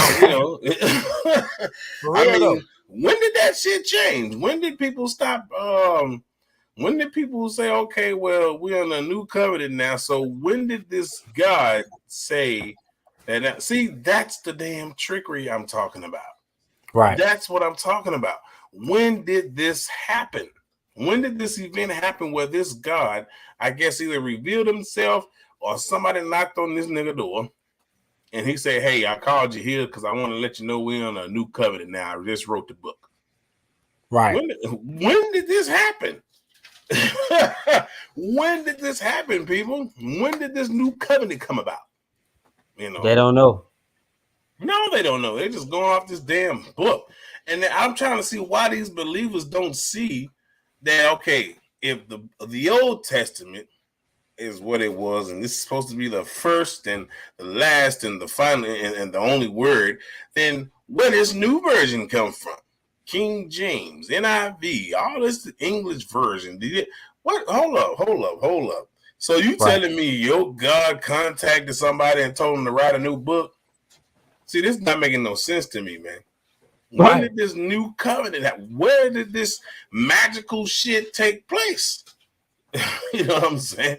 The I white thought man. y'all was with the old shit, how it was from the beginning. You mean to tell me your God found our heart and decided to say, you know what, no more sacrificing, no more blood, just believe. Right. But then that's false because then they made a human sacrifice in the New Testament. They sacrificed a whole man for the whole everybody. And then now they drink, it's called a sacraments. If you drink Mm-hmm. the blood of Jesus, quote unquote, if you drink the blood and eat the flesh, that's a sacrament. That's what they really A is. complete contradiction. Right. Complete contradiction. Like nobody does it. Even in Voodoo, they do not. They don't drink Orisha's blood and this is the blood of the Orisha and this is the flesh of the Orisha. No, they don't. They don't do that shit. And you know what? And then what's that? What book is that in the Bible when it talks about taking communion? Saying this is the body, this is the blood. Damn, I'm glad you said that. That's I'm gonna find out, everybody. I'm gonna find out. But that's pretty much like having people, let's just say it's 1 Corinthians 11. I mean, it's 1 Corinthians chapter 11, verse 28. Okay, so that is pretty much. Hold on a second, because you know what? Let me write that down. Let me write that down, man. He says 1 Corinthians. 1 Corinthians chapter 11, verse 28. I'm finna read that because I went on Google. And the reason why I brought that up because that's kind of like that's pretty much dang, what's the word? That's pretty much like saying that cannibalism is okay. Right. This is the body, this is the blood. Wait a second, why are we eating a motherfucker in here? Why are we eating flesh and drinking blood? Hold up a second. Is this, you know what? That whole damn chapter right there, scripture and verse, that's a whole damn ritual right there. A whole damn ritual. And that's I think that's a Greek ritual, if I'm not mistaken. That's a Greek ritual right there. Because it has stories about the Greeks, cannibalizing and Vladimir, what is his name? Vladimir, something like that. Yeah, that motherfucker. And then is supposedly Caesar and some of his council and shit was eating dead bodies. Like, come on, man. Like, I don't see no that chapter and verse, 1 Corinthians chapter 11, verse 28. That's pretty much speaks on the acceptance of cannibalism. Right. Because you go to church and what does your pastor say? This is the body, the flesh right there. You eating flesh now. This is the blood. Really? And how they tricked them was they turned it into a metaphor. Right. Of acceptance, you know what I'm saying? For more of a worship. Right. All naturality, if you actually looked up all of those stories about how a lot of those Greeks were eating people and shit in the wilderness and in the caves, you'll see that that's where they get that damn story from. Right. You know what I'm saying? These were people that were cannibalizing and worshiping. You know what I'm saying? This flesh-eating God, I forgot the name of that God's name where he eats flesh. Moloch? I think it was either that or it was, I'm going to remember. I got to look up in my notes. Now, I think Moloch is the one they sacrifice children to. Right. Eating flesh and drinking their blood and all that.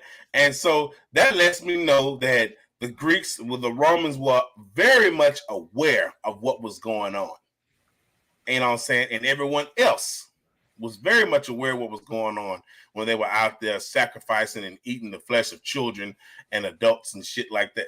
Yeah, they knew what was going on. And they used that very perspective to change it into this, this worship, this sacrifice, this communion. And, I think it might be Odin too. They all kind of Odin was one of them. You know what I'm saying? Everybody think Odin was this good guy, and I keep telling everybody Odin wasn't always good. Santa Claus. What I'm saying? Odin is Santa Claus. Yeah, Santa Claus, where he was eating and the babies Santa and Satan are the same word. It just switched up the letters. Same, exactly. So that stuff there, that's complete cannibalism, man. So when I hear people say, "Oh, it's the first Sunday, we need to take communion." Yeah, today you're gonna eat some flesh. Right. That's a whole ritual on eating flesh. It's the first Sunday of every month. Every month. Right. You're worshiping this God that devours flesh. Like, they don't even realize that they're worshiping more than one damn God. Right. These believers, y'all are worshiping all these. That is not the same God in the Bible that you are worshiping. And you talking about this one God. What this God wants, accepting what this God would. Y'all are worshiping more than one God in the Bible, Christians. And y'all don't believe you are. Then you want to talk about, well, prove that. Okay, we proved it with one damn book. 1 Corinthians 11:28, it talks about how the body and the blood is a sacrifice. You know what I mean? It talks Right. about that. Why would you want to be eating some flesh and drinking some blood? You know what I mean? And then you got the other sacrifice thing where where he had where this God where this God had supposedly had them. It was told who was this? Was it Paul or was it? I forgot this guy's name too. But anyway, one of these guys in the Bible, he told to sacrifice his son. You know, saying, Abraham. yeah, that motherfucker. Yeah. Sacrifice his son. You know what I'm saying? Yeah. I can't Abraham, remember man. all these damn fools. That's what I was talking about. That's how now I know you definitely got. I said something about that. Like he sacrificed. He told his son sacrifice his son. And you know that sacrifice shit. You know that comes from that's a tradition of the Mayans and the what's that other one? What's that other one? It's the Mayans and it was one more culture. Aztecs. Yeah. You know what I'm saying? Yeah. Like all these different gods and one God. Right. What the fuck? Boy, this day, put the Bible down, it's fucking y'all up. Right. I'm telling you. A lot of it with that Moloch shit though. MOLOCH. Yeah. They fuck with that Man. heavy. They don't know it though. Mm-hmm. And they worshiping more than one God. They don't even realize it, man. And in Revelations 4:4, it talks about how this God was surrounded by 24 elder gods, and then some these Christians come over, they're talking about the 7 churches. How the fuck did it say 7 churches? Or did it say elder gods? Right. Did it say this God was surrounded by elder gods with gold crowns and white cloaks with gold trimmings? This God was surrounded by the elders, which were the elder gods, and they were praising him, worshiping him from the throne as he shined bright, basically. You know, so this dude was chosen to be next in line, just like in that's pretty much on some Greek and Roman shit because they had kings and shit too. You know that they chose at birth. So that's some Roman shit right there. You know what I mean? You know, every time a king would die, the heir would take the throne. And then all the council and the people that were pretty much the elders that would come and prepare this child to protect the throne were the ones that surrounded this child to make sure that this child was ready to take the throne. So I'm like, okay, yeah, that's some Roman shit. That's what they did. When they would crown a new king, you notice how the court would always be full, and the new king would be surrounded by all the elder what you call these the elder mages. You know what I mean? The people that were the Catholics and all that stuff like that. That's some Roman shit. That's some Roman shit. So I'm like, oh, okay. So that Bible is metaphored up, dude. And all these people believing, oh God, the power of God. Right. It's a I was just looking at this scripture. It talk about Moloch in here. I remember you were saying because I've been trying to find different names of different gods. And even if you look like Yahweh isn't the same thing as God. They think, oh, that's another name. No, that's another God. That's not the same as you got Lord God, and then you just got God. And then you got, you know what I'm saying? When they say Lord God or when they say Lord, they're not talking about God. They're talking about a different God. But then the Christians will hit you with, well, God has many names. No, there are many gods. Let's just be honest. Right. Many names, my ass. They're just many gods. And those are the gods. And now that's crazy how this one God won't acknowledge no other God. See, that's the God. That's the God. That's the selfish God right there. He don't want to acknowledge no other God because he know he ain't the one true. That's why. He a hateful ass nigga. You know what I'm saying? He a jealous ass nigga because he know that there are other gods just like him and just as powerful as him. And that are worshipped just as much as him. And so I want to touch on this though. It Go said ahead. Leviticus 18:22. It said, "Thou shalt not lie with mankind as with womankind. It is an abomination." Now, who are they talking about when they say that though? So thou shalt not lay with mankind or womankind. So that means this God or these gods pretty much put a rule amongst each other. Hey, we're not gonna be sleeping with the humans. All right, no fucking no humans. All right, Right. no having sex with the humans. No having sex with mankind. No having sex with the female. You know what I'm saying? That's a part of, you know what I'm saying, the mankind. No doing that. That was actually a command right there. That's a Right. command. That's a rule amongst themselves, amongst all the gods, that they wouldn't lay with us. And what happened? They did. You see what I'm saying? You know. So that's my understanding of it. What's your understanding of that? Just like what you said. I mean, I feel like from my research, it says that the Bible and what they have imprinted in it is white history, and they giving us their history, and we thinking it's our history, and we know it's their history, and but at the same time, the gods are the black people. You know what I'm saying? We are the Right. gods, We and are they the are gods. That's Adam and right. Eve, and they are this is their creation story, and it's saying that us as black people weren't supposed to have sex, or we're not supposed to have sex with white people type of Yeah. situation. That's what I take from We wasn't supposed to be, and it talks about that in the Bible, how we weren't supposed to mix breed. it.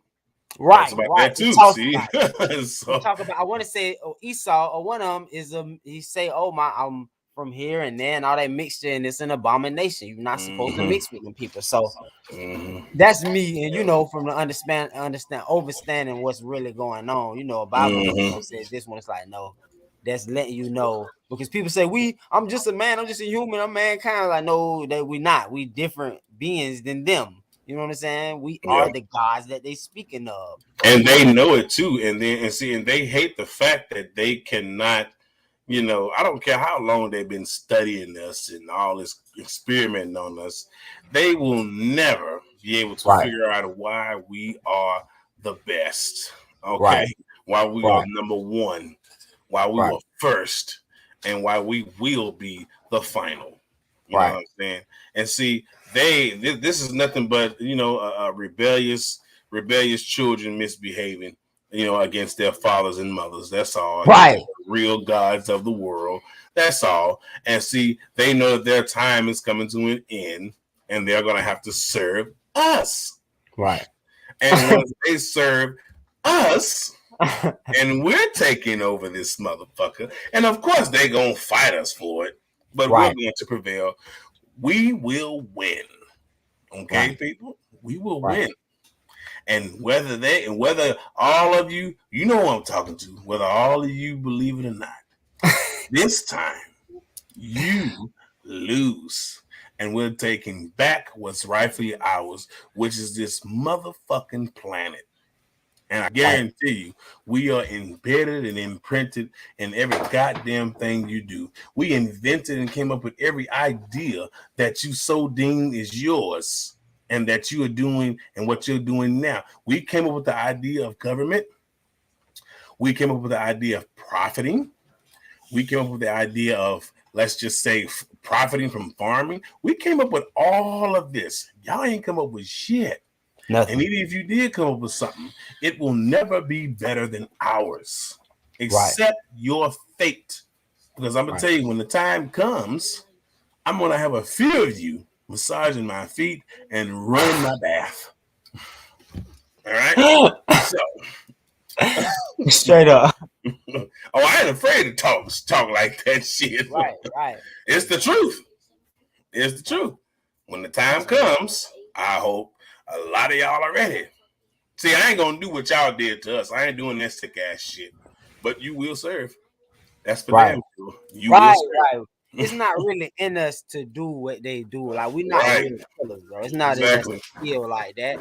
It'll be on our conscience and all that shit. That's why people who done did it, they be crazy, because they can't. It's not in us. They didn't put it through that rap music as, oh, I kill a nigga and all this. Like, bro, that's some. Most things that people say is white is really black, and the most things that people say is black is really white. And what I mean is, what's considered white is eating right, being in tune with nature. You know what I'm saying? Things of that Yeah, nature. that's our shit. That's our shit. They And the then fucking black shit is animals. considered killing and being dumb and not knowing what the fuck. That's white shit, bro. And I hate to use those words, but you know what I'm saying. They didn't reverse the roles of who we are. You know what I'm saying? So it's Right. like the things that we normally used to do, now they doing it, but they can't do it like us because they not us. They're the mimickers. So Eminem, I feel like Eminem is a representation of mimicking that white people do. Us. When he came out with the real Slim Shadys, Please Stand Up, that was basically showing you that they're all clones and they all mimic whatever they get around. They need a host, and when they get to that host, like the Venom movie, also they gonna latch Mm-hmm. on and they gonna mimic it and they gonna conform to it. They're the mimickers, just like why that's why people say Eminem the best rapper, because he knows how to come with those lyrics and those words. That's like, Yeah, damn, but he learned that from us. He didn't do right, anything but master our craft. That's all he right. did. You They know, and mimickers, we're still the best. right. You know, They I just don't know give how a to damn how mimic, much. I don't care how much of whatever we do or they figure out how we do it. I don't care how much of what of us they master. They will always have in their mind and will always be tortured with the fact that they can never be us. right, right, No matter right, how much you master, I wouldn't give a damn if you made it your own or not. You will right, never be us. Get over right. That's why they trying to make the mulatto though. If you it. see, they trying to do it like Stephen Curry, Yeah. Patrick Mahomes. You know what I'm saying? They Mm. trying to put that mulatto on us, and I feel like a lot of them bred. Like I feel like them be bred up. Like they know Stephen Curry, all of them. And I don't They like do how that black female, I don't know if she all the way black, calls her, she a female rapper, calls herself mulatto and shit. I'm like, what the fuck? right. You know that female, that black rap I female, know you're talking about. yeah, mulatto. I said, She I had know to damn change that well shit. she didn't. Yeah, she changed it to Lotto because she knew it was like you tripping. One, then the mulatto was that's what was used against us. To be real, they mixed, Yes. and then they used them, and we thinking they with us, and they not with us. You know what I'm Mm-hmm. saying? They serve their mother most of the time, especially if your mother white. You white, you just gonna serve your mother. You just not gonna go against it. And I see that even when we be on Bigo, well, like if a person their mama is one of them trying to, well, they because they searching. We all searching, trying to find out who we are. And when they go through their search, it's like, well, they can't be so black and then not be, you know what I'm saying? It's like my mama, my people still this. So it's one of those, it's a battle that they go through. I feel like Yeah, it's stated in the that's Bible. true. That's true. So, brother, go ahead with your closing remarks, man, and we'll get out of here. I just want to state that people shun voodoo or voodoo, and it means spirit. If you go do the etymology of the word, it means spirit or worship. So, or anytime you do anything every day or in a ritual form or something on a specific day at a specific time is a ritual, because they say, oh, yeah, doing rituals. I don't want to be doing the rituals. When you brush your teeth in the morning, it's a ritual. You go to work at a certain time, it's a ritual. Going to church on Sunday, every Sunday, is a ritual. Drinking the blood of Christ and whoop de whoop every first Sunday is a ritual. So you're technically doing witchcraft, sorcery, voodoo, whatever those words you like to Everything they denote. Bible speak against and Right. contradicting. Right. So I just want to leave on that note, that and also with astrology, that is deeply in the Oh in my the in God. the Bible. So So as y'all, I hope y'all enjoyed this, brother. You know, I enjoyed this, brother. We had a great build, man. You know what I mean? And I hope y'all actually understand that Adam, also for you believers, you Bible thumpers, you Christians, Adam is the son of God. Just like your Bible say how we all the children of God, so is Adam. He is the son of right. God. Stop denying that shit. You got anything you like to promote, brother? Go ahead. Promote it now. Man, I want to promote you, bro. I appreciate this opportunity. This is my first time being out, being talking on somebody's platform. So you giving me that opportunity, bro. I'm loyal to who loyal to me, and I'm gonna always play my role to promote you and share your information for even giving me this opportunity to talk. And I can't wait to just do more projects to elaborate on different and have other people on the panel so we can, iron sharp as iron, each one teach one. I follow all those philosophies of where, hey, we need each other, we codependent, and we need to connect with each other to build empire, or whatever words you want to use.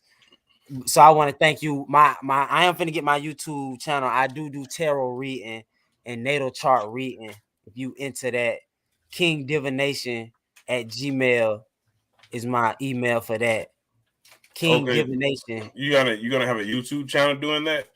Yeah, I'm gonna do it. I've been kind of trying to decide what I really want to focus on in doing a YouTube channel type of situation. I know that I've done tarot reading for certain people because they know I do it, but I didn't really charge them. It was just if you ask me, I'll do your reading, I study the natal chart and I I, love studying the natal chart. So I actually had brother a tarot reading, and I've come to realization that I don't want to fuck with that shit. that's real. I'm not afraid of it or nothing. It's just I don't like how accurate the shit was. So I I ain't don't gonna want lie to I don't you. look. I don't want it to be accurate, but it was accurate. You know what I'm When your saying? birthday? Let me just when your birthday? We ain't doing that yet. Now we ain't doing it That's live. real. We ain't doing it live. That's No. real. That's real. Nah, I was just Um, gonna say in the sense 10 times out of 10 it has to do with what if you more of a fixed sign, it's gonna kind of be like, yeah, I'm not feeling that shit. Like, yeah, that's real, but yeah, I'm not feeling that. I'm a Leo, so it's like certain yeah. things, it's like I kind of know what I researched and I know, and certain things, if I felt like, yeah, nah, I'm not, it's like, yeah, well, that's how you feel, and I agree to disagree. You know what I'm saying? Especially with me maturing, it's like I'm not gonna try to argue out everything of what I feel. So it's one of those like I see though most if you're more fixated signs kind of just be more like, hey, Mm. I said what I said, I feel how I feel, you feel how you feel, and that is what it. And I feel that because I'm a fixed sign. So it's like, yeah, I ain't really, it was too for me when I first read my natal chart, even with the tarot, when I read my natal chart, it was so accurate that it was like, how the fuck these people know me and how they knew this shit. And it was like, damn, I put my birth date in. So for me, it gave me more self-awareness and like I like constructive criticism was like it showed me the things that I be doing that I need to stop doing. And it was like, damn, you know what? I do need to stop doing that shit type of situation. So that's just why I promote it. You know, everything ain't for everybody though. So True, true. And you know what? And like when I had my tarot reading, I was about 16 years old, and this woman had did it, and she was, doing her, her little card thing. And I had actually said, "What she said? What you want to know?" I was like, "Will I ever have children?" Hey,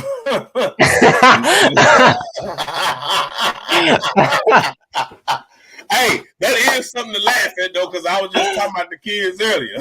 right. you know, and I was Oh, so she like, hit it on the head. No. man, I said, would I ever have children and would I would be married? So she said, okay, well, let me see, what I can read from the cards. I was like, and at that time I was like, yeah, this shit bullshit. This shit ain't real. Right, So, right, right. and she started flipping the cards and I don't remember all the images, but I know it was one image where it had, two doves, one at the bottom of the sword and one at the top of the sword. I remember that image. I Right, said, well, right. what does that mean with the doves? One at the top of this sword, they in between. What's that? She's like, well, okay. She said, well, this pretty much means that you'll meet someone and you pretty much will have children. And I said, okay, well, what does other card mean? And it says how many kids you'll have. I was like, no, bullshit. That don't fucking say that. It's a picture. It's a damn picture. She said, it's all about energy, sweetheart. It's all about energy. I was like, all right. Well, tell me what your energy said with this card. How many kids I'm gonna have? She said, you could have about 4, maybe 5 children. And I was like, bullshit. I said, what does it say about me being married? I said, she's like, well, what I'm getting from this card is that you will be married, but it won't be until you're like your mid-40s. I was like, what? So I haven't reached my mid-40s yet, but I did have the goddamn kids. So I say I'm not fucking with that shit no more. The minute I started having kids, that's when I was like, holy shit. It messed me up bad, man. I was See, like, oh crap. I'm one of them. I don't like to ask. See, with the tarot, I don't like to ask questions I don't want to know. I just Yeah. kind of stay in my little confines of little here and there, but like certain things because you'll see it and then it'd be like, Hell nah, yo, you know this. I don't dwell in it. And what really got me on it, my grandmother was born in Haiti. So before my grandma passed, I wasn't on. She used to tell me certain things, how she got her house and how she got this car, what she did, and I wasn't receiving it. And my grandma used to always kind of tell me like, I only drop a little bit on you because you don't want to put too much on somebody because they're not gonna receive it. You feel what I'm saying? So it wasn't until my grandma actually died. Like I got shot in the neck, and my grandma died right after it. So it was like me going through that, and I also what I'm learning when somebody passed who you close to, you kind of take on some of their ideologies and things of that nature. Yeah. So when my grandma passed, I started to like research about voodoo and astrology because my grandma, anytime I used to be like, oh, I'm talking to this girl or my homeboy, she'd be like, when their birthday? And then she would be like, I'd be like, Grandma, I don't know. Then I'd tell her, I'll find out. And then she'd say something about it. She'd kind of tell me certain things about it. And I'd be like, okay, but I really didn't tap into it. And like I say, when she passed, it really kind of opened that door for it. And I could say, to be honest, just like you say, I didn't did readings for people and people that did readings for me that be so like deep. They'd be like, how did you know what I'm saying? It's one of those like, damn. If you want to put it to some God type of, you know what I'm saying? It's one of them like, Yeah. that was some crazy. You know what I'm saying? It's one of them. Even doing it, it be having me because I'm calling on it. You know what I'm saying? It's certain. It's really all about, like you say, the energy and believing and knowing that it's that, and you doing it. Man, I'm gonna tell you like this, and it was one more thing I did ask. I asked would I be in love with someone that would be with me with these kids, and she had said that it was a black woman. Saying at that time, still to this day, I don't trust a white person telling me doing shit like this with me at all. I'm not a racist. It's just I believe so much in my people. Well, I would rather hear it from my own people. Right. So she was like, where you will, be with a woman and you will be together, but it won't last. This is what she told me. And that shit came true too. I said, why that shit was so fucking accurate? I mean, I'm pretty sure it was, it's not, I'm pretty sure it's probably not just 100% accurate, but my shit was fucking accurate. I got with a woman. I was with her. We had kids, and it didn't last long. Every goddamn thing came true so far. So now I'm waiting for my mid-40s to see if I'm gonna be married or not. If that shit comes true, I'm done with that shit, man. I will say this with the tarot. You suppose that's why I put Papa Legba, because you supposed to go through to Papa Legba first. And I say this to say it, like you say, you really not supposed to go to everybody and get a tarot reading because you will open up doors that may not really be intended for you, type of situation. So just like, I mean, you have to go into knowing about anything you do. That's just in life in general. If you go into doing something and you don't know what you're doing, then you're gonna get played. You know what I'm saying? That's just in any course of life. But with the tarot, when people see general readings, you kind of shouldn't, because you can open that door for you, and now you think, oh damn, they was talking about me, or now that's what I'm supposed to do. In your subconscious, it's tapping into your spirit and soul. You know But what I'm see, saying? she was the only one I ever went to in my entire life. And you know what I'm saying? I didn't believe anything when I walked out of there. You know what I mean? And as years passed on, I ended up meeting somebody and having children.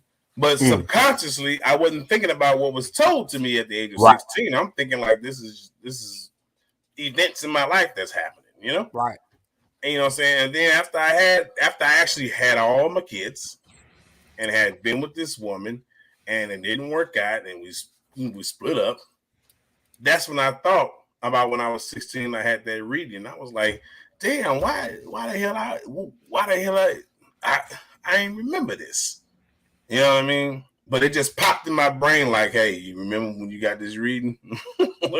Right. You know what I'm saying? I was like, oh crap, it all came true. I said, okay, well, I hope this mid-40 shit not true. Because, because if I'm gonna marry somebody at, in my mid-40s, this is what I'm saying to myself. I'm like, I hope she fine.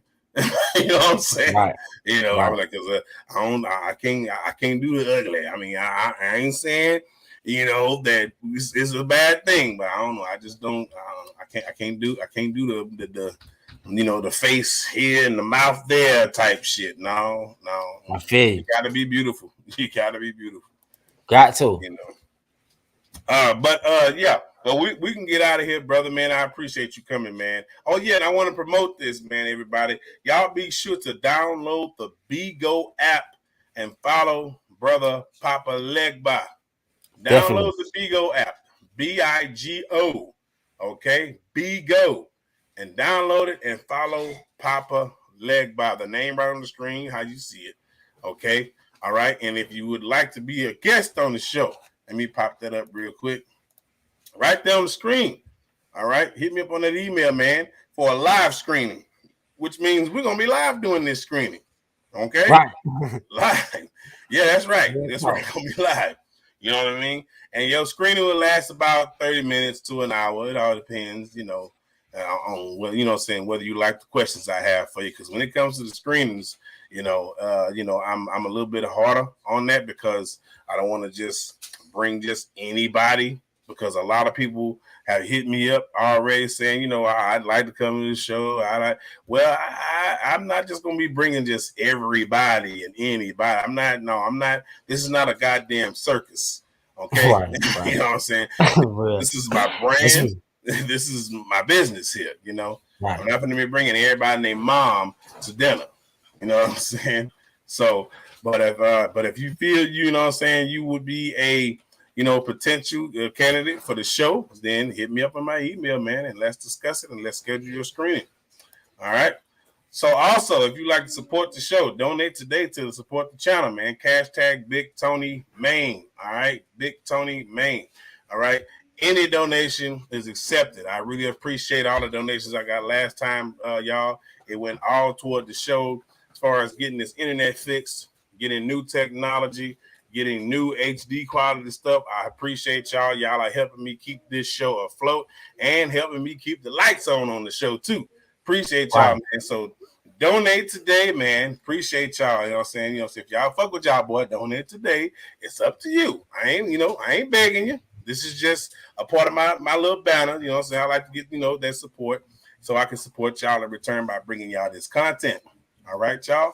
You know what I mean? I'm going to keep going.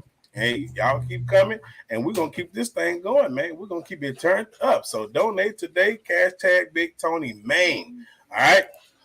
So don't forget, once again, download the Bigo app, follow Brother Papa Legba. And you know what? When you told me about your name and when I saw your name, Papa Legba, I was thinking about how when I was watching this TV show, and it was called American Horror Story, right?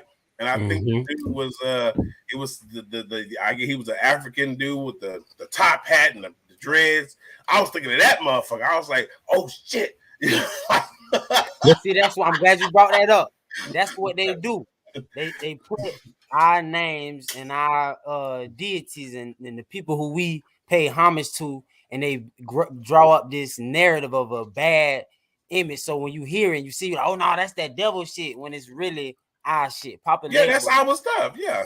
yeah, he's considered the gatekeeper, or quote unquote, he appears as a dog or old man at the crossroads, and he allows you to talk to your ancestors. And they usually, the image that they put, his name is Baron Semdi, which is really a whole different entity. And he's the one where if you going into some type of battle or you going to get something, you need to call on him, and he gonna give you that extra energy that you need to be in battle type of Well, situation. in the TV show, they depicted our, our boy, man, like he was just bad, like Right. American Horror Story. Like I was like, okay, I know this, I know he got a dark side, but from what I've studied from, say this entity, he was helping us out. I think the only time when it got bad is when we were being, saying deceptive.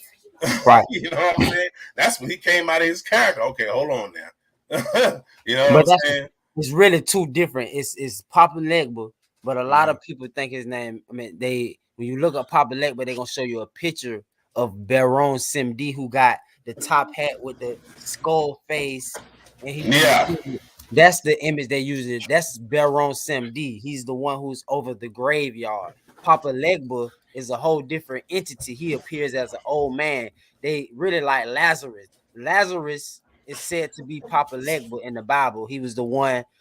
Lazarus was the first one who died and came back alive Wait a first. minute, brother. Stop right there. I just heard our next topic and next show. Right. Lazarus about Papa Legba in the Bible. I heard you say Bible. Be looking for that show uh, with this brother Papa Legba coming in and teach on Papa Legba, the true nature and the true, let's just say, the true information and knowledge of Papa Legba. All right, aka Lazarus, Bible Right. version. So Right. be looking for that Yeah, show, we gonna do y'all. that. That was a Coming good one, bro. You soon. did that. You did Coming that, soon. bro. Oh, I listen, goddamn. You did that, bro. You did that. Oh yeah, we got another show now. Oh, hey, when you start talking about it, I said, oh, there it is right there. There it is. Right. So yeah, right. the next show will be about Papa Legba, the I'm true gonna nature have of. scripture. I'm gonna have it's gonna be better prepared. Better prepared. So yeah. So yeah, you might get a whole presentation together, together with all the information. And so yeah, I don't. We're not gonna freestyle that one. Right, I ain't freestyling. Nah, no freestyle. Yeah. I did more freestyling today. I really Yeah. did. When you said it, I didn't want to, but to keep it But rolling. you did pretty good, you know what I'm saying? And then I just wanted to make sure that the people, you know what I'm saying, didn't, get lost, you know what I'm saying, when you're talking, because sometimes people are like, okay, what is he talking about? He's all over the place. No, he's speaking in relation to the topic on why Adam is the son of God. So, if we lost some people, that's fine. They'll look back on this video and be like, oh, okay, now I get why he was saying what he was saying. Okay, yeah, exactly. I was following you the whole way through. So I got you. Yeah. But yeah, that's the next show, y'all. Papa Legba. Papa, this way. Ain't that, no. Right. Okay, I'm doing like this. Yeah, Papa Legba. Right. Legba. Be like that. Next show, y'all, Papa Legba will be teaching on the true nature of the name Papa Legba. All right. Bible version, aka Lazarus. Woo! I can't wait to do that. We need to schedule that right now. For real. Yeah. When you want to do that, you want to do that. Would you want to do that next Sunday? We can do that. Next Sunday. Yeah, next Sunday. Okay, next what's Sunday. The date? What's the date for next Sunday? I think it was 27.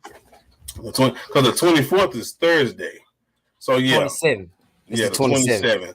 What time is good for you, brother? We can do it at the same time. I mean, in the sense of, because I got to get up at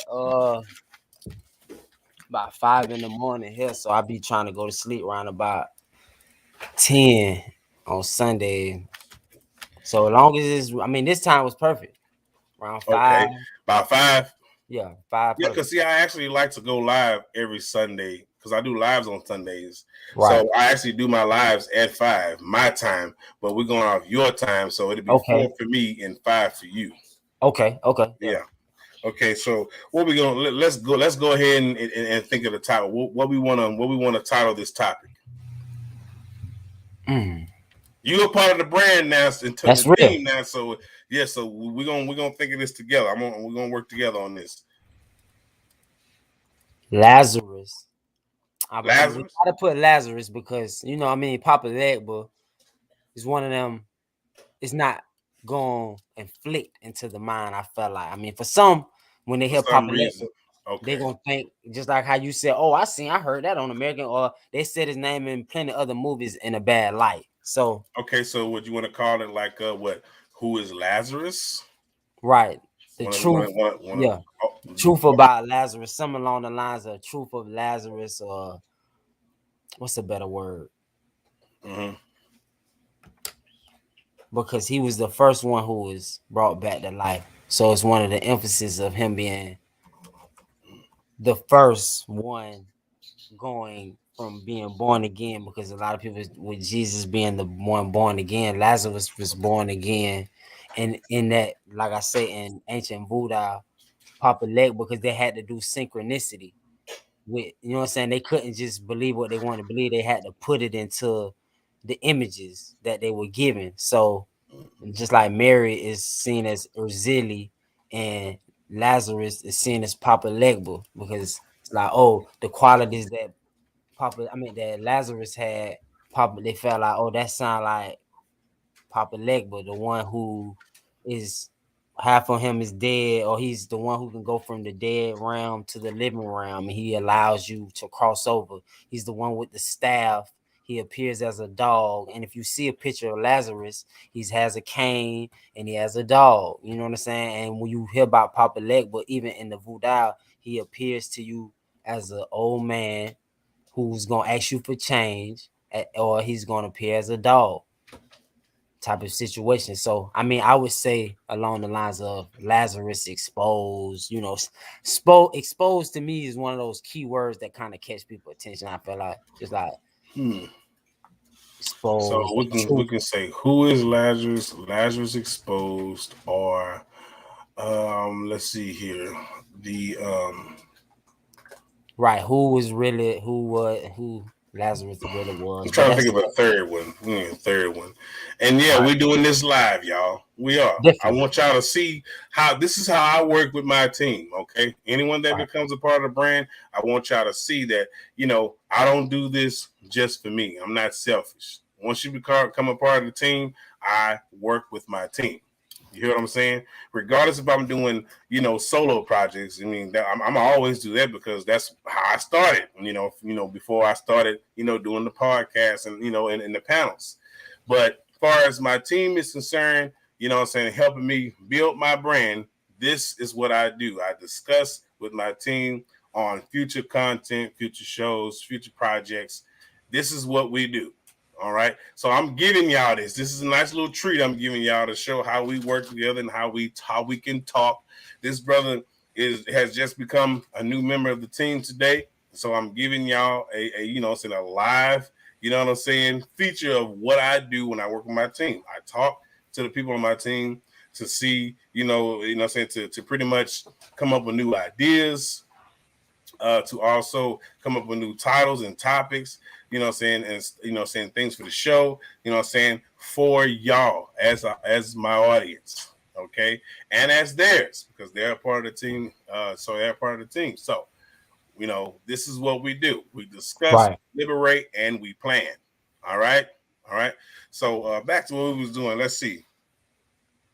So let's see here. Pop. What we can say? Who is Lazarus? Or we can say let's just say Lazarus exposed, Right. or we can say Lazarus, or no, or we can say Papa Legba, aka Lazarus. Lazarus, something like that. You know what I mean? Or uh Lazarus is Papa Legba. Papa Legba is Lazarus type of okay, situation. so which one is first, Papa Legba or Lazarus? Because we know it's the same thing, but like which one was the first one? Is it the one Papa Papa Legba? Legba. We're gonna say Okay. Papa Legba because it's indigenous to the land, and that was what we believed, or that Mhm. was the name that we used for the Lawa, which Lawa greetings. How you doing? How you doing, LaShawn? How you doing, LaShawn? How Well, you you doing, you son? you just you missed a good show, sister. We about to get I'm out of here trying to though. tell you. Now, we just thinking of a title topic for our next, for our next project together. Me and brother Papa Legba. It'll be airing Sunday at 5 o'clock his time and 4 o'clock my time. But you welcome to replay this show once I end the live, and that way you can see, what's going on, Right. what we talked about.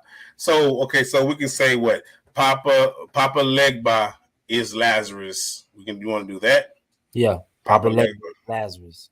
Oh, okay, yeah, and then we can work our way into it being, in the Bible. Oh, okay, I Right. got you. Right. I got you.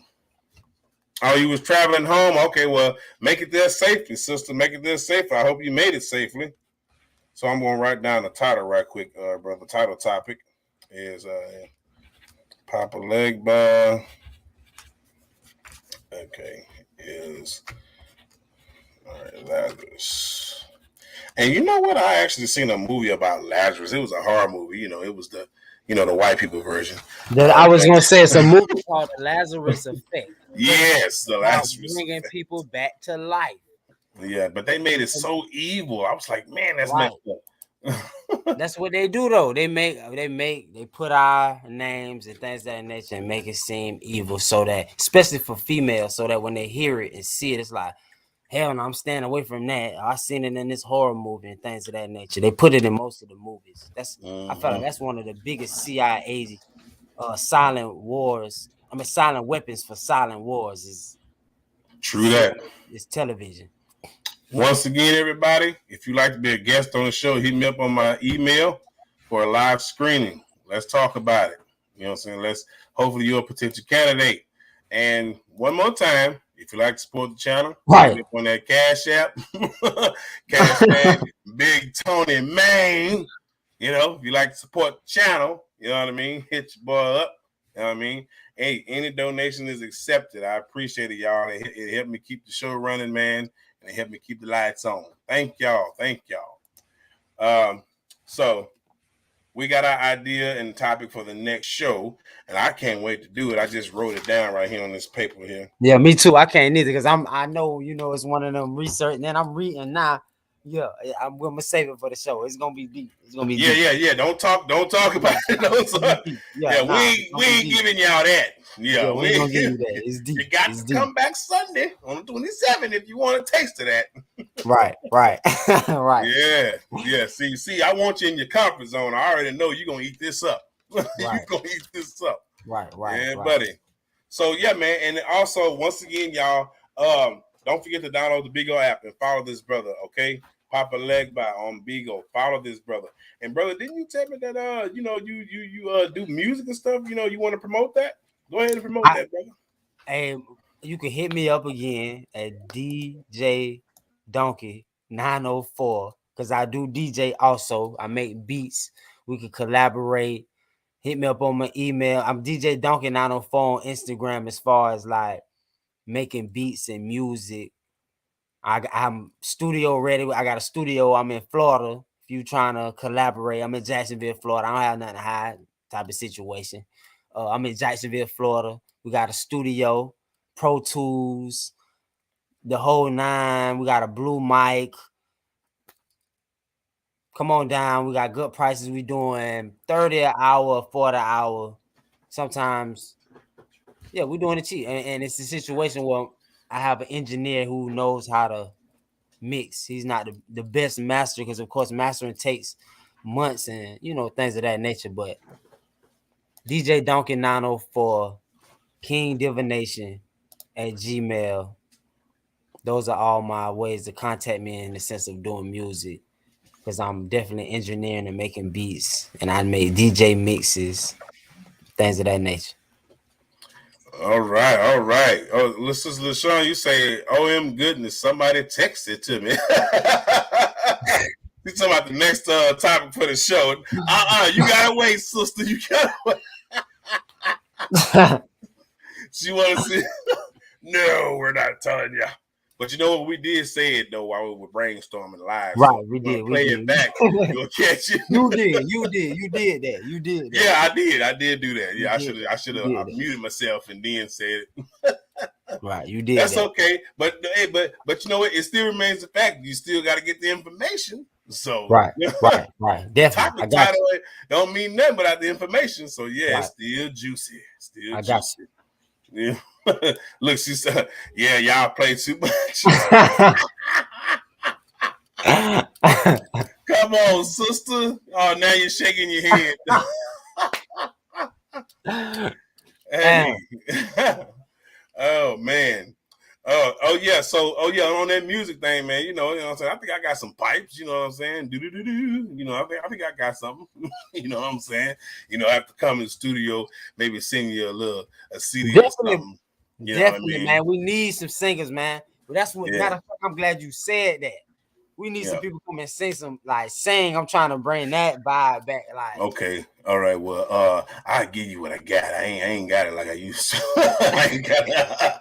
It's not all there no more, brother. You know, I think I can go like, oh, that's it right there. That's it. That's it. So, I ain't got it no more, bro. I'm right there, you know. So but we're gonna talk. No, we're gonna talk, man. Man, let's get out of here, man. We'll sit here all day. Right. I was gonna say that, bro. I was gonna say that we will. She asked me if I'm into. Definitely. I am. I am.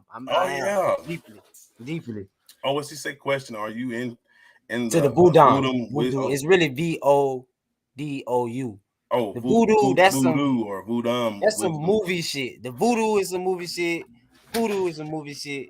Those aren't Oh, no real God. so hoodoo not real? I mean, hoodoo is another word for roots, which is dealing with any spirit, where you can call on any spirit that you want to call on. And I do hoodoo, but voodoo or voodoo is 7 specific orishas. There are other loas that you can call on too in voodoo, but there's 7 specific orishas that you can call on for specific purposes. Where like Ogun, if you need another, if you want a job, you would call on Ogun. If you're Mm, trying to get a woman as a man, you would call on the Shango. If you're a woman and you wanted to get a man, you would call on to Oshun. Not in mm, when I say get, but like, oh, put him on the spell. No, you want to get the energy and the charisma or the confidence to do something, or whether it be the confidence or the knowledge. Like you have another Orisha named Ochosi, who, if you want to know about certain messages and get information, you would call on either Ochosi or Orula type of situation, and you call on those deities to get that information. And then there's still the Aldemar Orisha, which is he's over everything or all type right, of don't give him no more. That's enough. Don't give him no right. more. That's You enough. right. You right. Let's say it for Sunday, man. That's You enough. right. You right. You You right. give We're them gonna too say much. Hey, hold on. Y'all can't be y'all gotta wait. you See, right. You you know right. what, Sister LaShawn? Stop asking all them questions. Stop asking all, you do that on purpose. Right. You trying to get information that now come to the show Sunday, Yeah, come sister. to the show Sunday. We gonna dive deep into Yeah. Lazarus and how he popped a Legba and how we Yeah. all doing voodoo type of situation. Real talk, man. Real talk, man. I appreciate everybody for coming, man. If you want to, like I said, man, if you want to be a guest, hit me up on my email, man. Hit me up on my email. Let's talk, man. Follow this brother on Bigo. Download the Bigo app. Follow Papa Legba, all right, on the Bigo app, all right. If you would like to support the channel, hit me up on that Cash app. Cash tag Big Tony Main. All right, y'all. We finna get out of here, man. And what you say? And boo. I got it. Man, I can't. What else, Sister LaShawn? What else?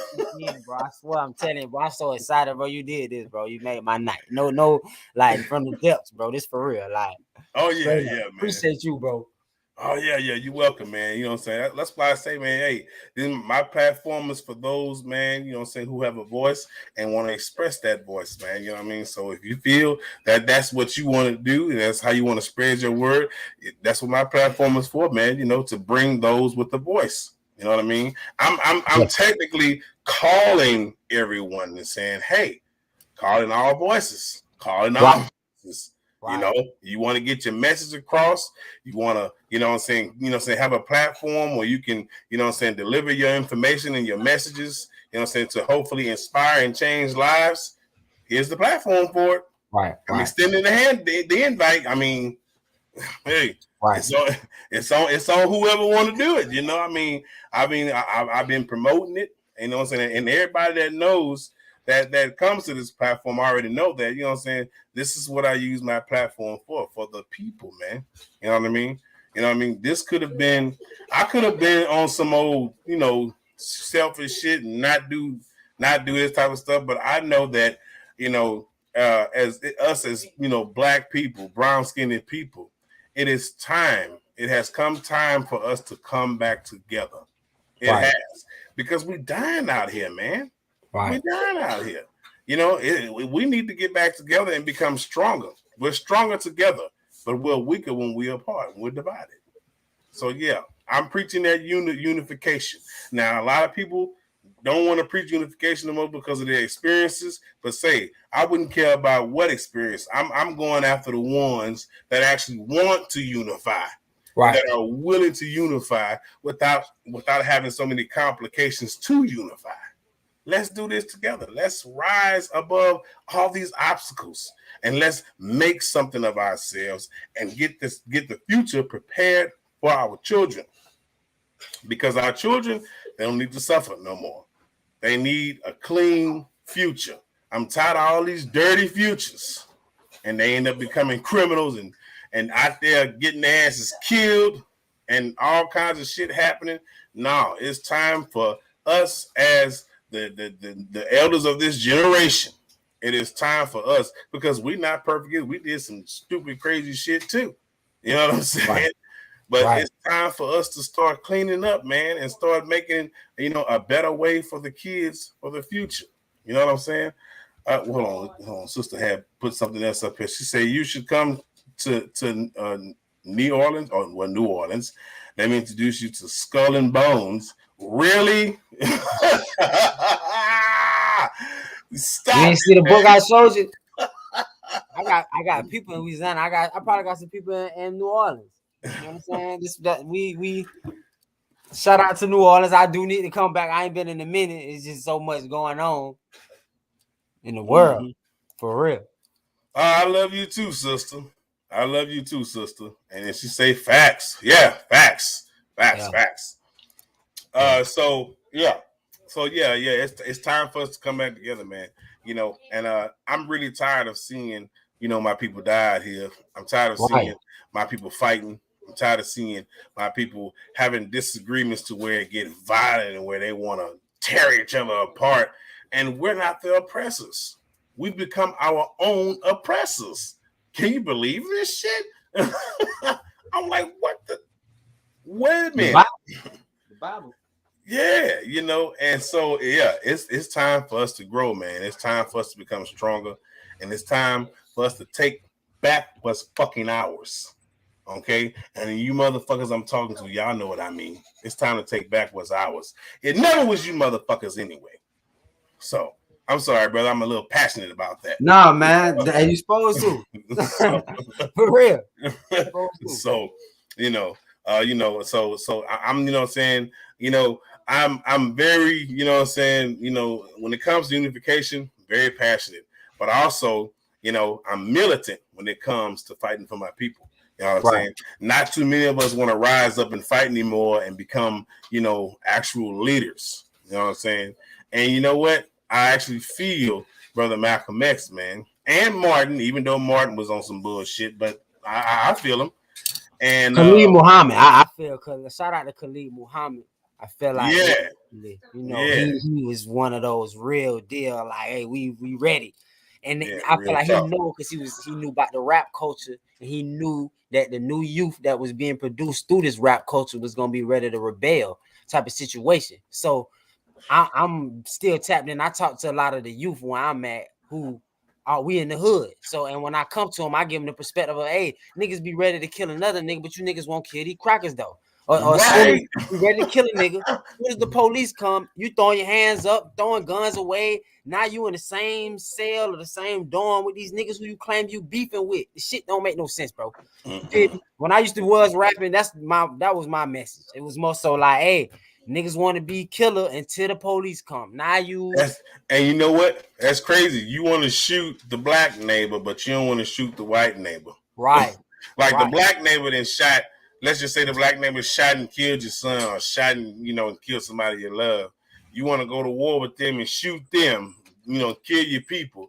But the minute somebody, white, kill one of your people or something like that, you want to call the police and you want to go to war with them. Right. Like, what the hell? You want the police to sentence them and shit. Like, and you looking at like, you know what, we can't do it because it's the color of our skin. Let me tell you something. All right. I'm gonna be very, very brief on this. I don't think like that. Right. Okay. I don't think like that because why? I was thinking like that for a long, long time. And I said, you know what? No. It wasn't really just about the color of our skin. It was the fact that they knew who we truly were. Right. And they don't think that we know, but we already figured out who we were. And see, now that I know, now I wish you go ahead. I promise you. The same way you think I can attack my people, you're gonna get the same treatment. Right. You know what I'm saying? Right. I'm just gonna say it like that. Right. And look, ain't nobody afraid of your system. Ain't nobody afraid of your system. Oh, are you gonna sacrifice everything? Let me tell you something, man. With great responsibility comes great sacrifice. Definitely. And whether it be your life, your home, losing everything you have, your kids. But I guarantee you, with that sacrifice, you done been and got that message to their ass. Right. They're gonna be like, Right. this motherfucker, this nigga was crazy. I was thinking that earlier. That's crazy you said that. We in a paradigm where even if we was on some like, if somebody was gonna do something to the police right now, niggas is gonna be like, man, that nigga was crazy. You seen what that nigga did? Like, man, it's sad, bro. It's sad for real though. Cause like they not bullshit. That judicial system is what they really showing. Like, nigga, we don't give a fuck about y'all, nigga. We will send your ass up the road. And you will be never seen of. Your people not going, and they know that. They know that when you get in them institutions, your people not going. It's just not gonna cross their mind like that to just do as much for you, like your mama or a woman who love you type of situation. That's another thing. When you go to jail, if you got your mama and a woman who love you, that's who gonna support you. Not a man. I'm just keeping it real. I'm giving homeboys, brothers, all that. Man, they're not gonna do it. Yeah, like, them niggas don't give a fuck about no. Right. I tell my little nephew all the time. I say, man, them niggas don't give a fuck about you, man. Right. I said the minute it started heating up, watch them niggas don't be right there to have your back. Watch. Right. They gonna be up the street, in the car, or over the mountain. You gonna talking about that shit all alone. Right. Man, talking about it. Man, that nigga where he went out like a G. Oh yeah. Oh, he went out like a G, huh? What the fuck you was? Right. What you was when that G went out like a G. Right. Oh, fuck. Right. He the only one went to jail. Right. The fuck? You niggas still out here drinking your liquor and smoking your cigarettes. It's real. It's real. Real talk. I mean, it's just real shit though, because like, come on, man. If true sacrifice, man, you know what I'm saying? When you know you ride with somebody, you say, I'm gonna ride with you. You know what I mean? It is what it is. But we got so many people that's so systematically, inclined to say, no, man, I can't. But I'm worried about. Okay, well, you know what? Then that means you don't ride with me, man. You know what I'm saying? You know what I mean? So I mean, if you truly ride with me, it don't matter what happened. I know you got my back. You see what I'm saying? We don't have real riders no more, man. You know what I'm saying? It's really sad. People not willing to make those type of sacrifices anymore, all because of our past events and our past leaders being gunned down and assassinated. So now they too scared to really ride now. Yeah. You know what I mean? A true rider gonna be like, you know what? Hey, I got you. My family will be all right. Let's me and you take this ride. You gotta be ready to die. Thank you. Thank you. But you know what? Some people be like, oh, that's just selfish. How is that selfish? So you mean to tell me you would rather be a modern slave than fight for your people and what you believe in? Right. And stand on what you believe in. Just basically do what the master say.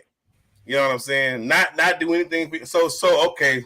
So we're gonna leave your house nigga ass over here. Cause see, we feel niggas, we're gonna go fight for our freedom. Right. And them same people say they'll die for God though. That's it. You know what I'm saying? That's what killed me. They will. If you be like, so if somebody came right now and say, I'm gonna shoot you in the head if you say you don't believe in God, they're gonna say, well, they're gonna shoot me in the head. You know what I'm saying? Be like, man, come on, man. Stop lying. Yeah. Cause that's what I'm saying. Look, I was cool with somebody, man, and that brother had got, he seen exactly where I stood at when it came to actually, being a supporter of our people and actually, fighting for our people and using my platform to also have other voices, you know what I'm saying, that will come and say, hey, you know what? I'm tired too.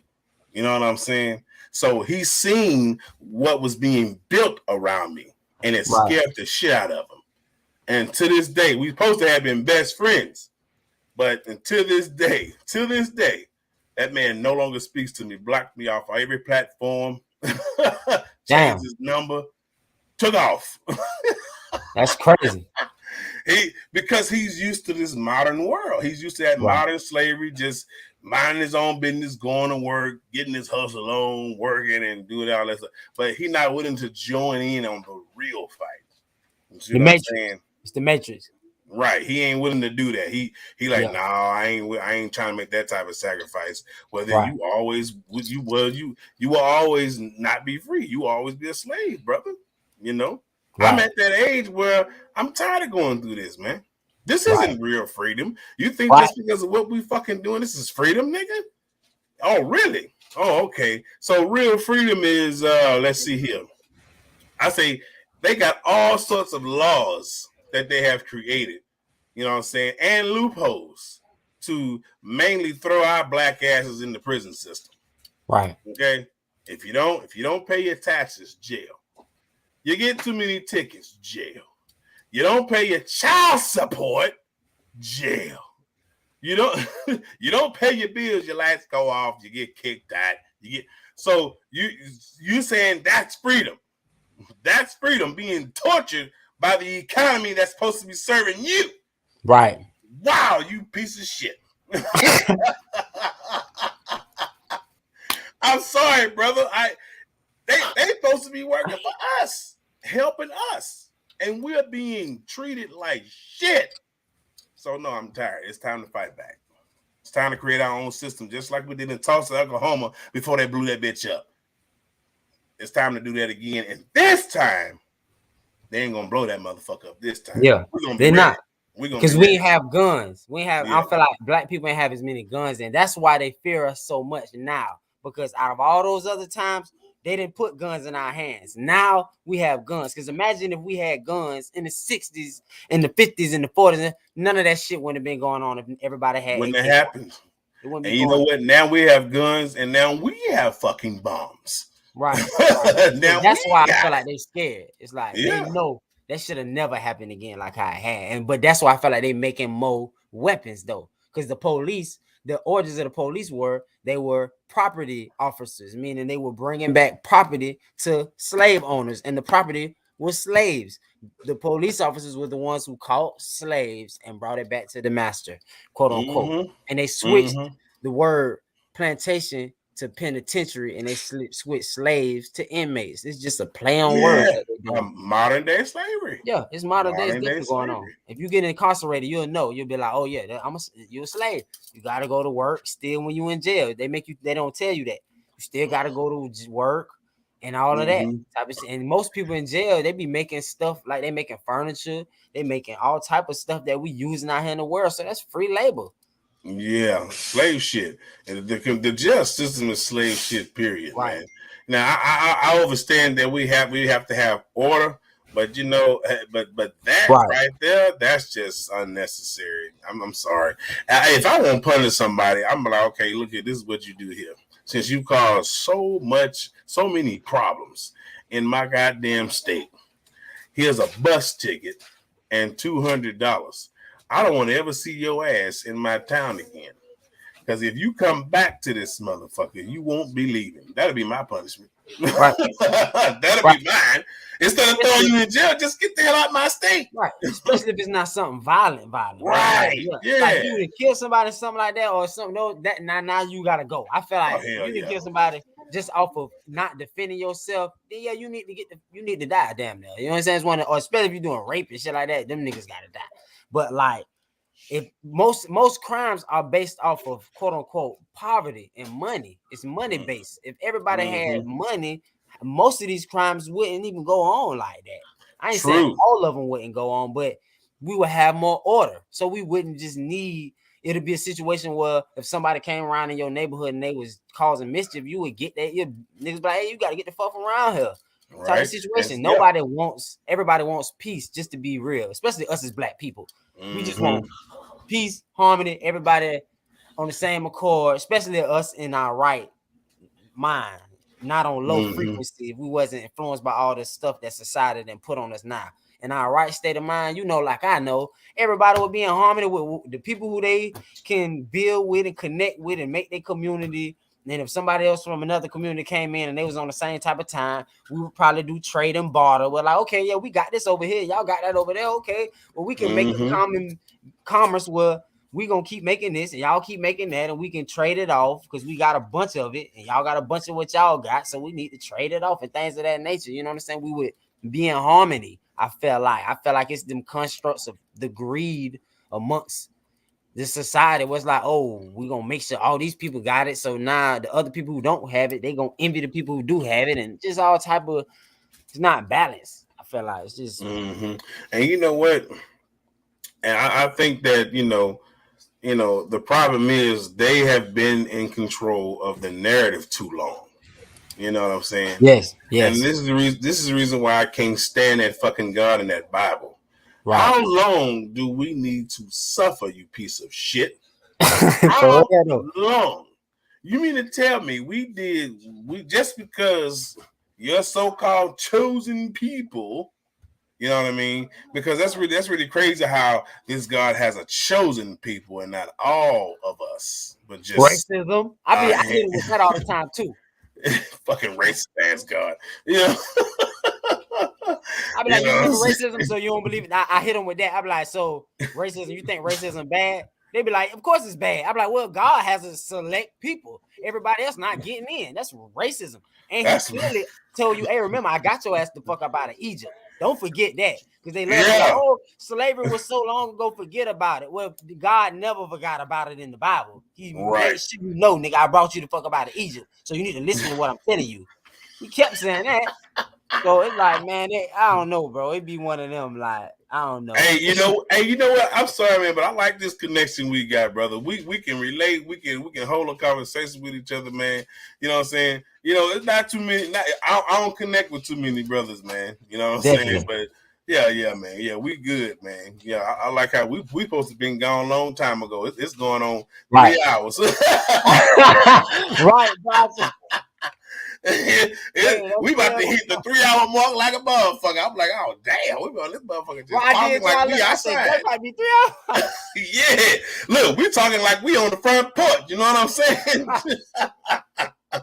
Hey, you know what I'm saying? Well, we ain't giving y'all no more of this out. We're gonna get out of here though, man. You gonna be on Bigo later? I'm probably finna eat me something real fast. Get on Bigo before I go to sleep, bro. I appreciate you again, bro. I swear, bro.